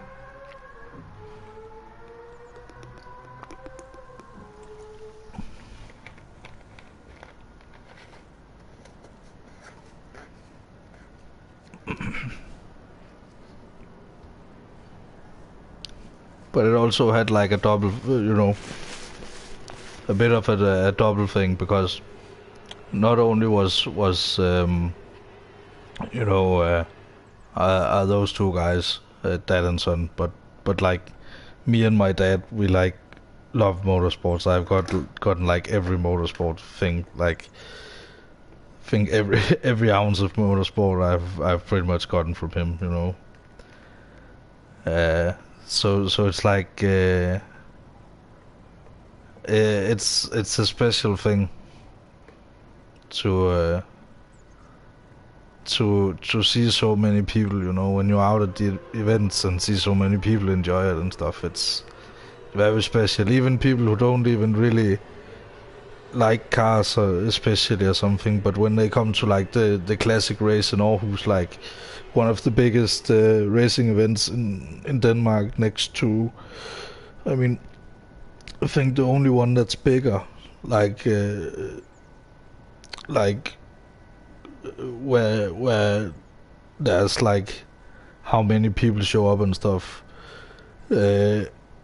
It's like the Copenhagen Classic race, and that's like classic cars and stuff. But I think like there are like several thousand Danish people like here in France every year, every single year. So it's like, it's very very very very special. As you maybe can tell, there's a lot of feelings in motorsports for me, but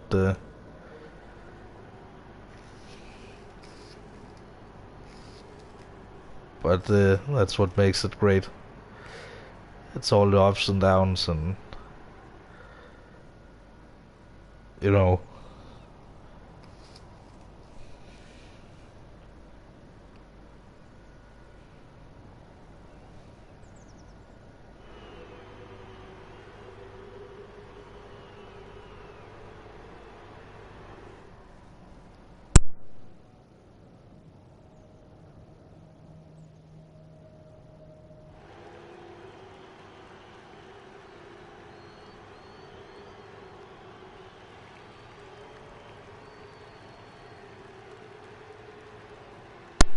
let's put some music on.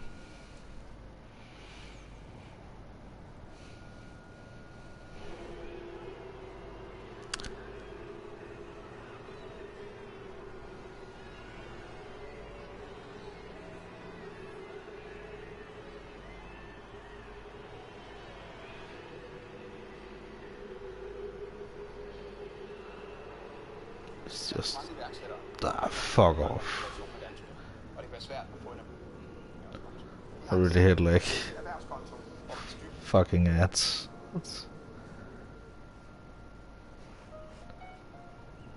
Nah, we want something with a little bit more go in it, don't we?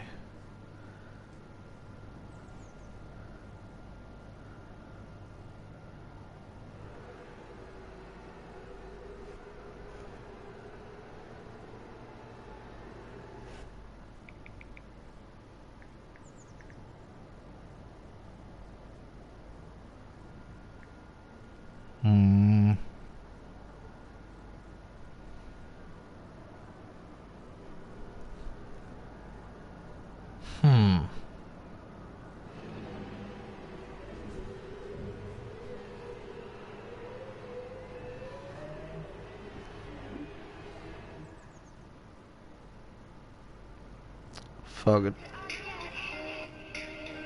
Nope. I immediately hate it.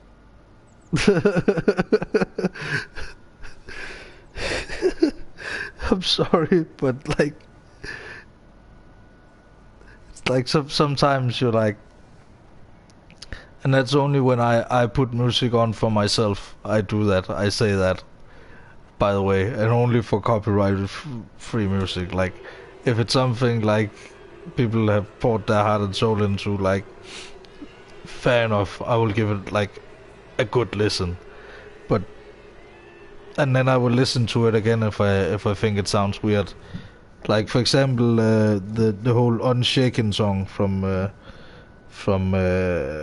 Red Dead sounded weird at first, you know. That whole may I, you know, that whole rhythm thing there, very unusual, but very good, and very recognizable for that particular song.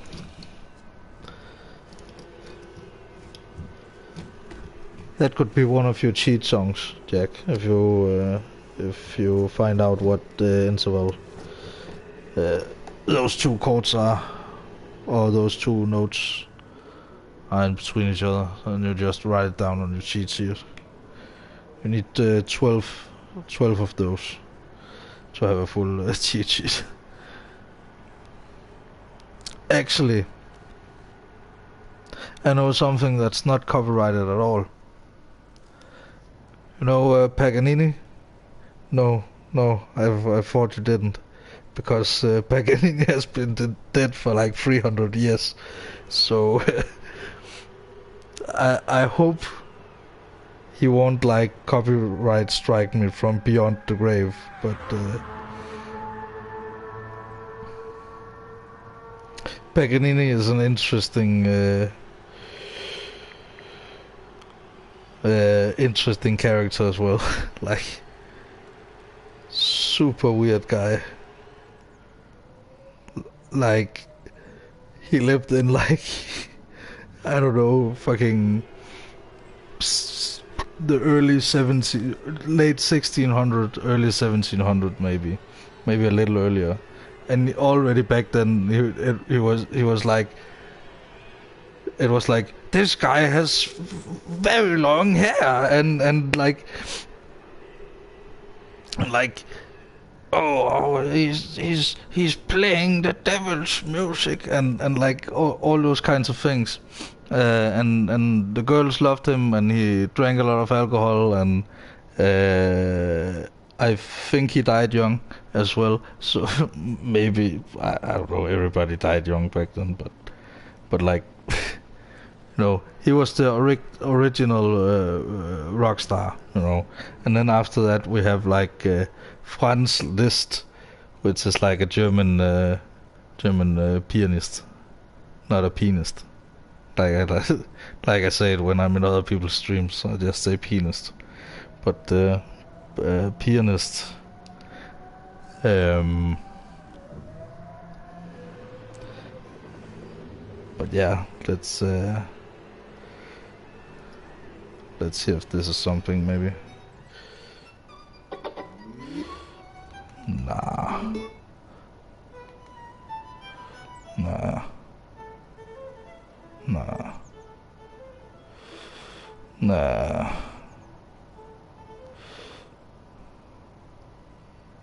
He might be well out of copyright, but he's like way out of what I want to hear right now as well, apparently. So, can't find the song I want to hear.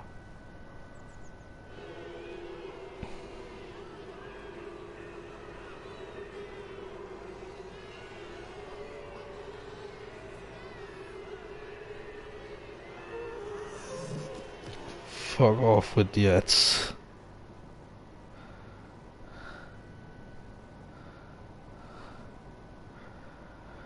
Now I got a like 20-second ad that I cannot skip. Oh, the humanity. Oh, the huge humanity. Ah, yeah. Jazz and bossa nova things to study and relax to. Nah.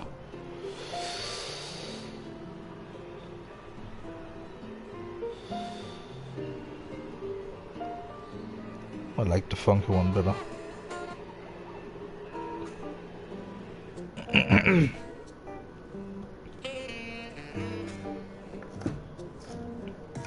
Sound is gonna be a tiny bit off because I have my speaker in like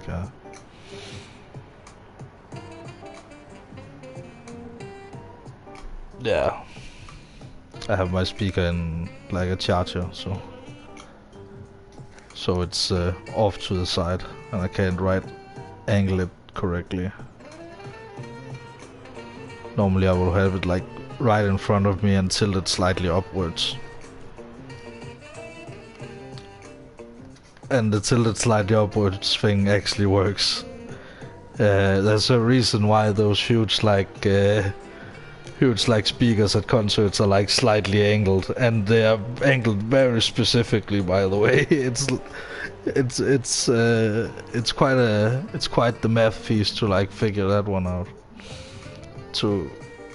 But like also it takes a lot of manpower to like pull those things up, but it's very satisfying when they are like hanging in place. Then you really feel like you've accomplished something when you build a aluminum tower and then like pull a huge amount of speakers up into them. Then it suddenly looks like you have a stage. That's a good feeling.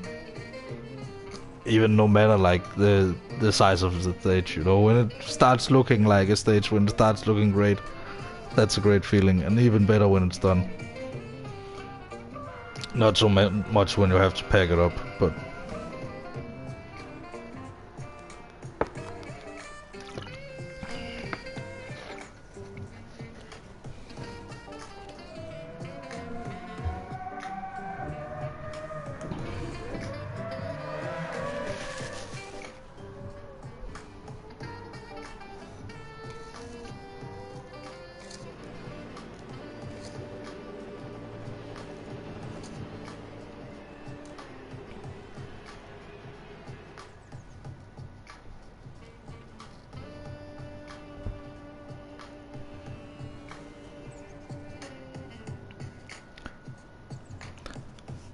yeah, I'm very much like, oh damn, I'm way down in B rank now, but hey, the next one is gonna be a fun one. Look at that one. On the 8th of December. That's gonna be fucking crazy. Right after my birthday too. It's my birthday on the 3rd. turn 26. So if I can reach like 26 subscribers by then it would be, I mean, that would be great. So.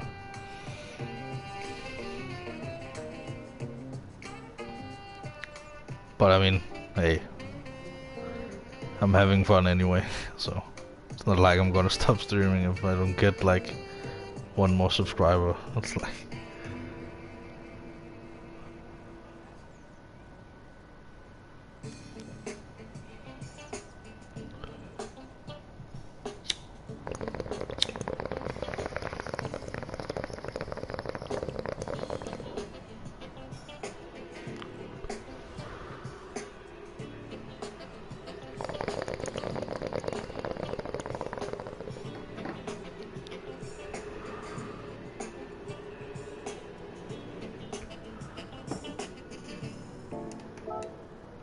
Actually, I'm gonna take another car.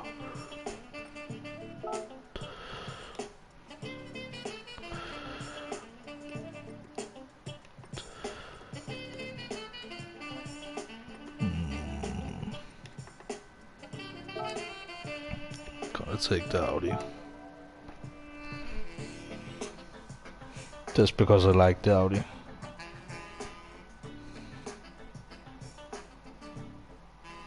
But the Toyota might be quicker. This race is very much gonna be Audi versus Toyota, I think. Where Audi is very much quicker in the qualifying, but let's do a few laps in both, you know, just to see how it goes.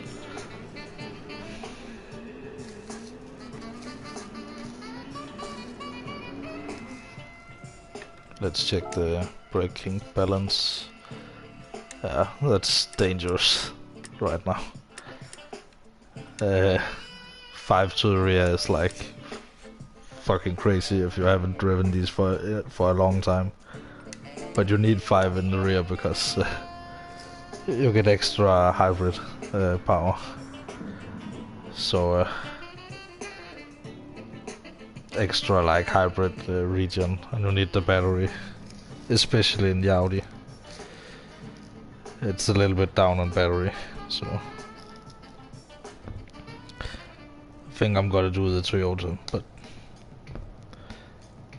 if I'm feeling like the Audi is like the better choice for...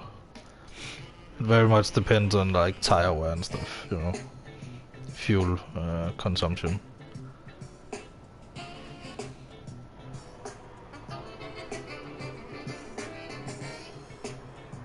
Also, this car is a diesel, so it might sound like a tractor, and is in fact nicknamed the tractor. So,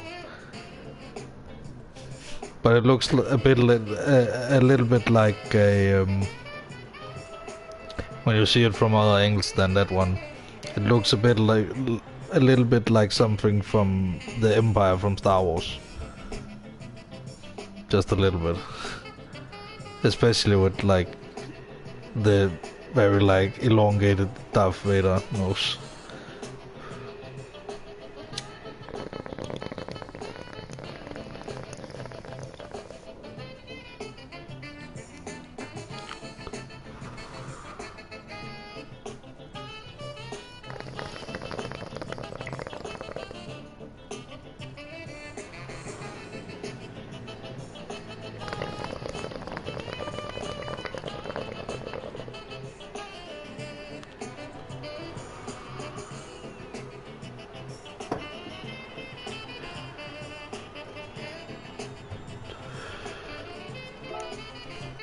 Alright. 1 second, I forgot to take something to drink. Alright.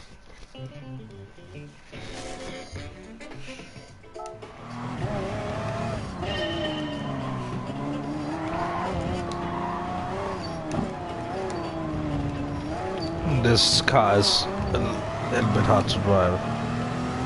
Like, very hard to drive. But it's like, look at the speed. It's like, into this, it's like 280. No problem. Okay, maybe some problem. I'm gonna warm up in the Toyota. Fuck, man. I forgot this, how hard the Audi was to drive. I haven't driven the Audi since I actually signed with Audi in this game. So, and that's not even for the like Group 1 cars, I just did it for the... Ah, fuck, I'm on hard tires as well. Forgot about that. So Toyota is not gonna be very much better, but... I think I'm gonna need it for the driver rating and just to have like... very good race.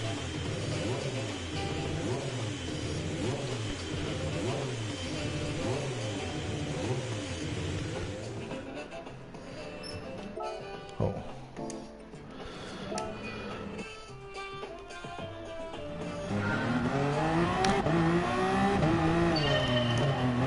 And this car has a lot more like drive on the front wheels, so the front tires get like very much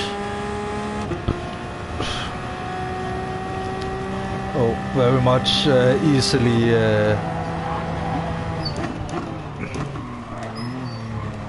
very easily like torn to pieces. Especially when you're accelerating quickly.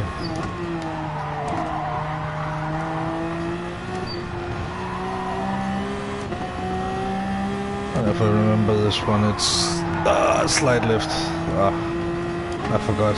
I thought it was like thought it would be a I'm gonna get a penalty for that one, but hey, we're cruising now, 300.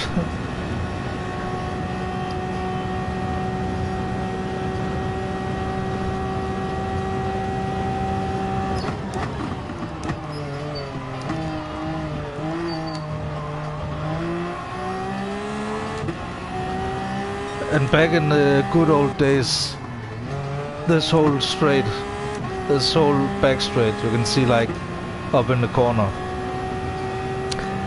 it would be entirely straight. Like the speed record here is 405 or 415, I can't remember.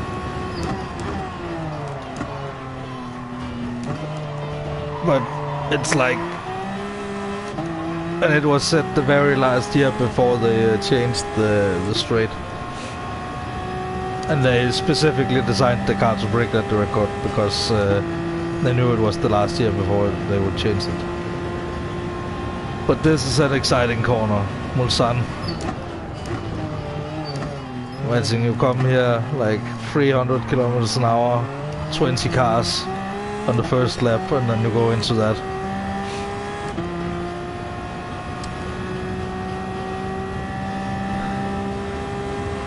Just casually 290, 300, full speed, and then if you're brave, like me, you take this full speed and then you brake.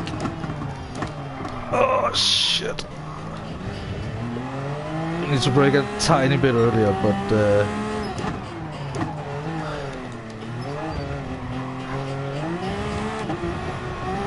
and that's like the slowest corner on the whole track right there. So, and here comes the Porsche curves. So these are very fun. You brake. Okay, you're meant to like brake slightly and then. Oh shit, dirty tires. But hey, who gives a crap? And then you're like slightly here, slightly a little bit there. Then you absolutely nail that one. Oh shit. If you had clean tires. And then into the Ford chicanes. Where I brake around a little bit later, but hey.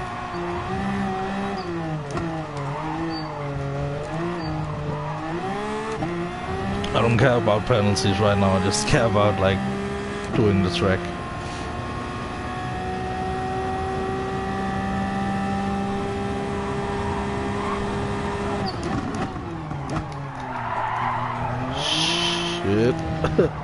Nearly lost the rear there.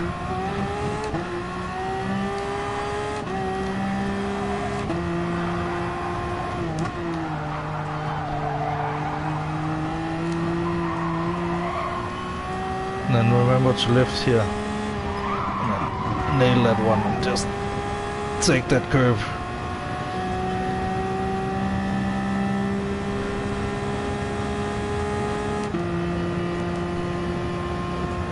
These are quite different speeds we're at right now than last time.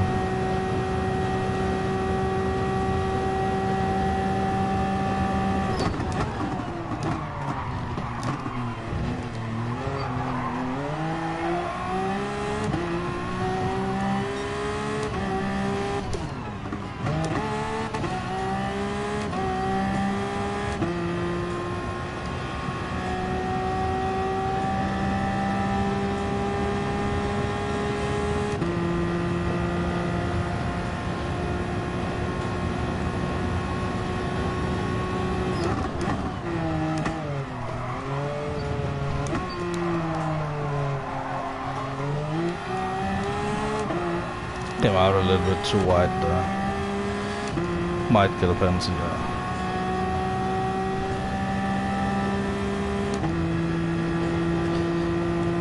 But this is like, it's a good like trial run, you know, good few first laps. We'll find out where the penalty zones are. Get up at speed on the gearing and, you know.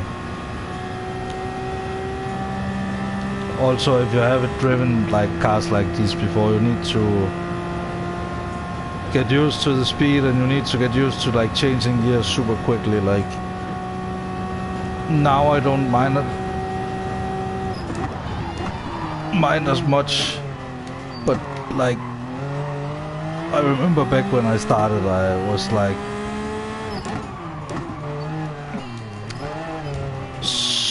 super bad at like at changing gears like just this quickly. And if this is going to be a fuel saver, then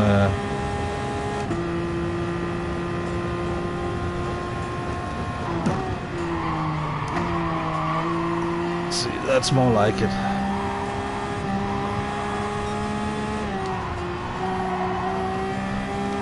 See, this is how I do this section.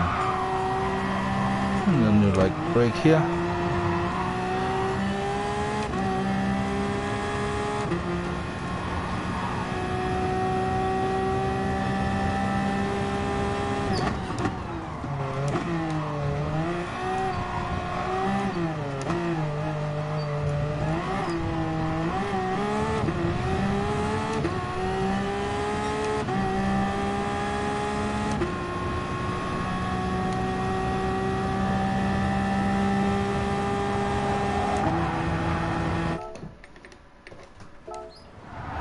I think that's a pretty good time.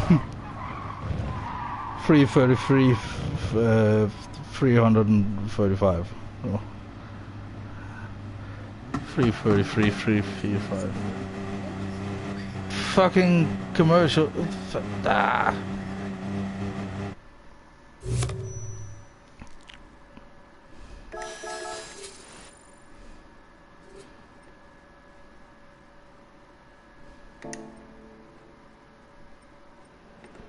Let's watch a replay just to like look at the car, just to see how impressive it looks.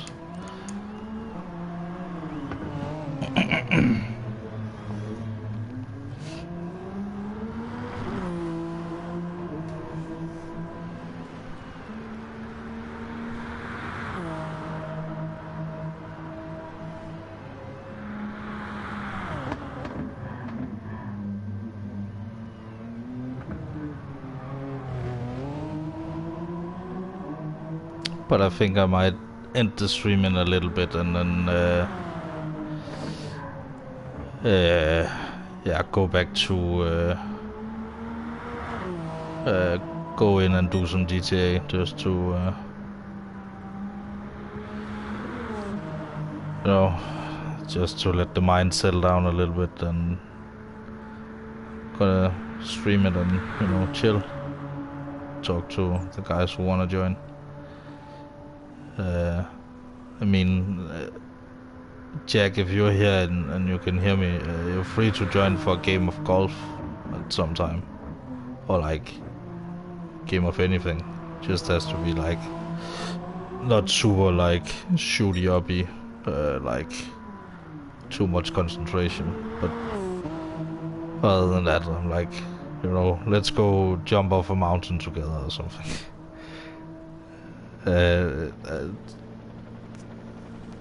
Something like that. But look at the speed. 315 kilometers an hour. This is definitely gonna be a good race. I can feel it. And this time I'm not gonna do anything to... I'm gonna do my best to not miss it. So...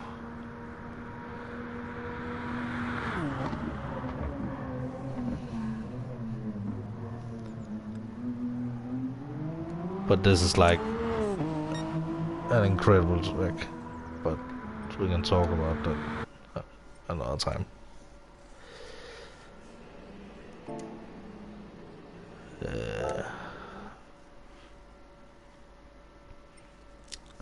When is 14 days? That's a long time. When is the next? The next.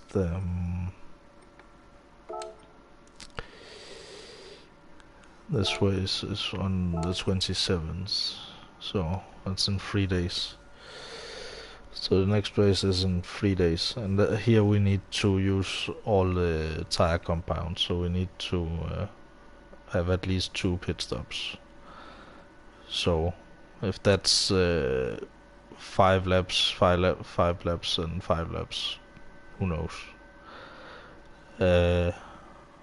I certainly don't. I know some guys have already like tested the hell out of these, because this race has been out for some time. But let's check the calendar here. Let's just check that there is like a huge gap. Then Group 3, Willow Springs, should be fun on the 4th. So that's like earlier than those 14 days on to the Group 1. But I think 14 days is maybe a good time to prepare for a race like that, and maybe like really like give it like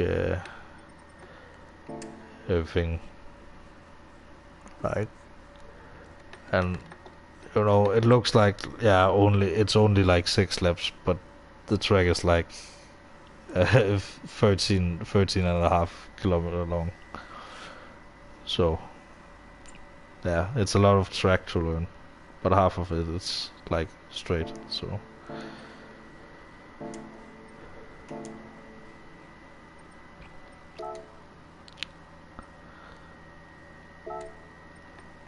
but yeah, I'm gonna change into this car, so it's gonna be in the thumbnail, and then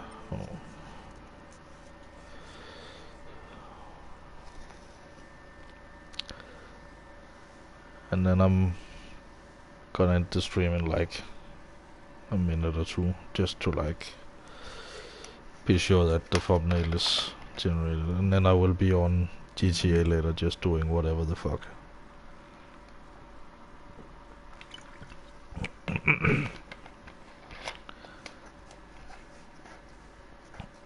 Like, I'm just gonna let loose and just listen to some of the talk shows, even depends. Maybe the talk shows is more like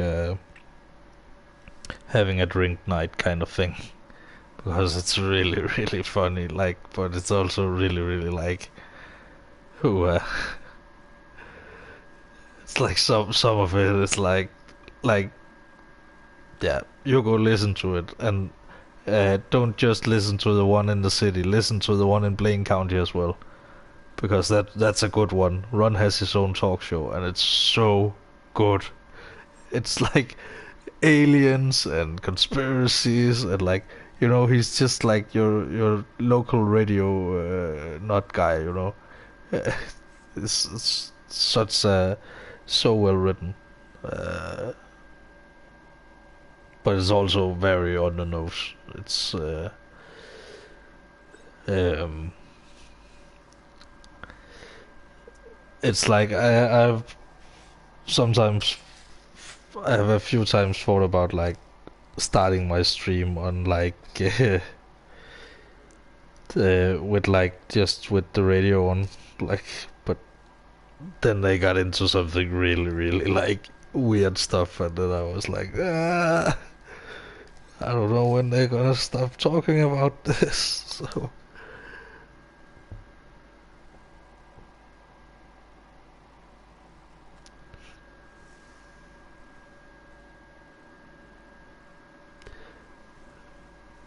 but yeah, thanks for the stream, guys. I'm gonna end it right here. um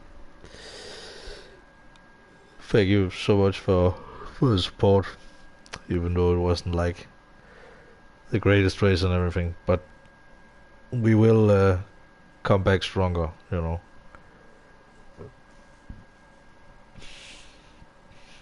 We will definitely. Sorry for burping, but we will come back stronger. So there's still like half a season left. So, and only 4 results count in each. So we have plenty of time. Plenty of time. All right. See you guys. Thanks for hanging out.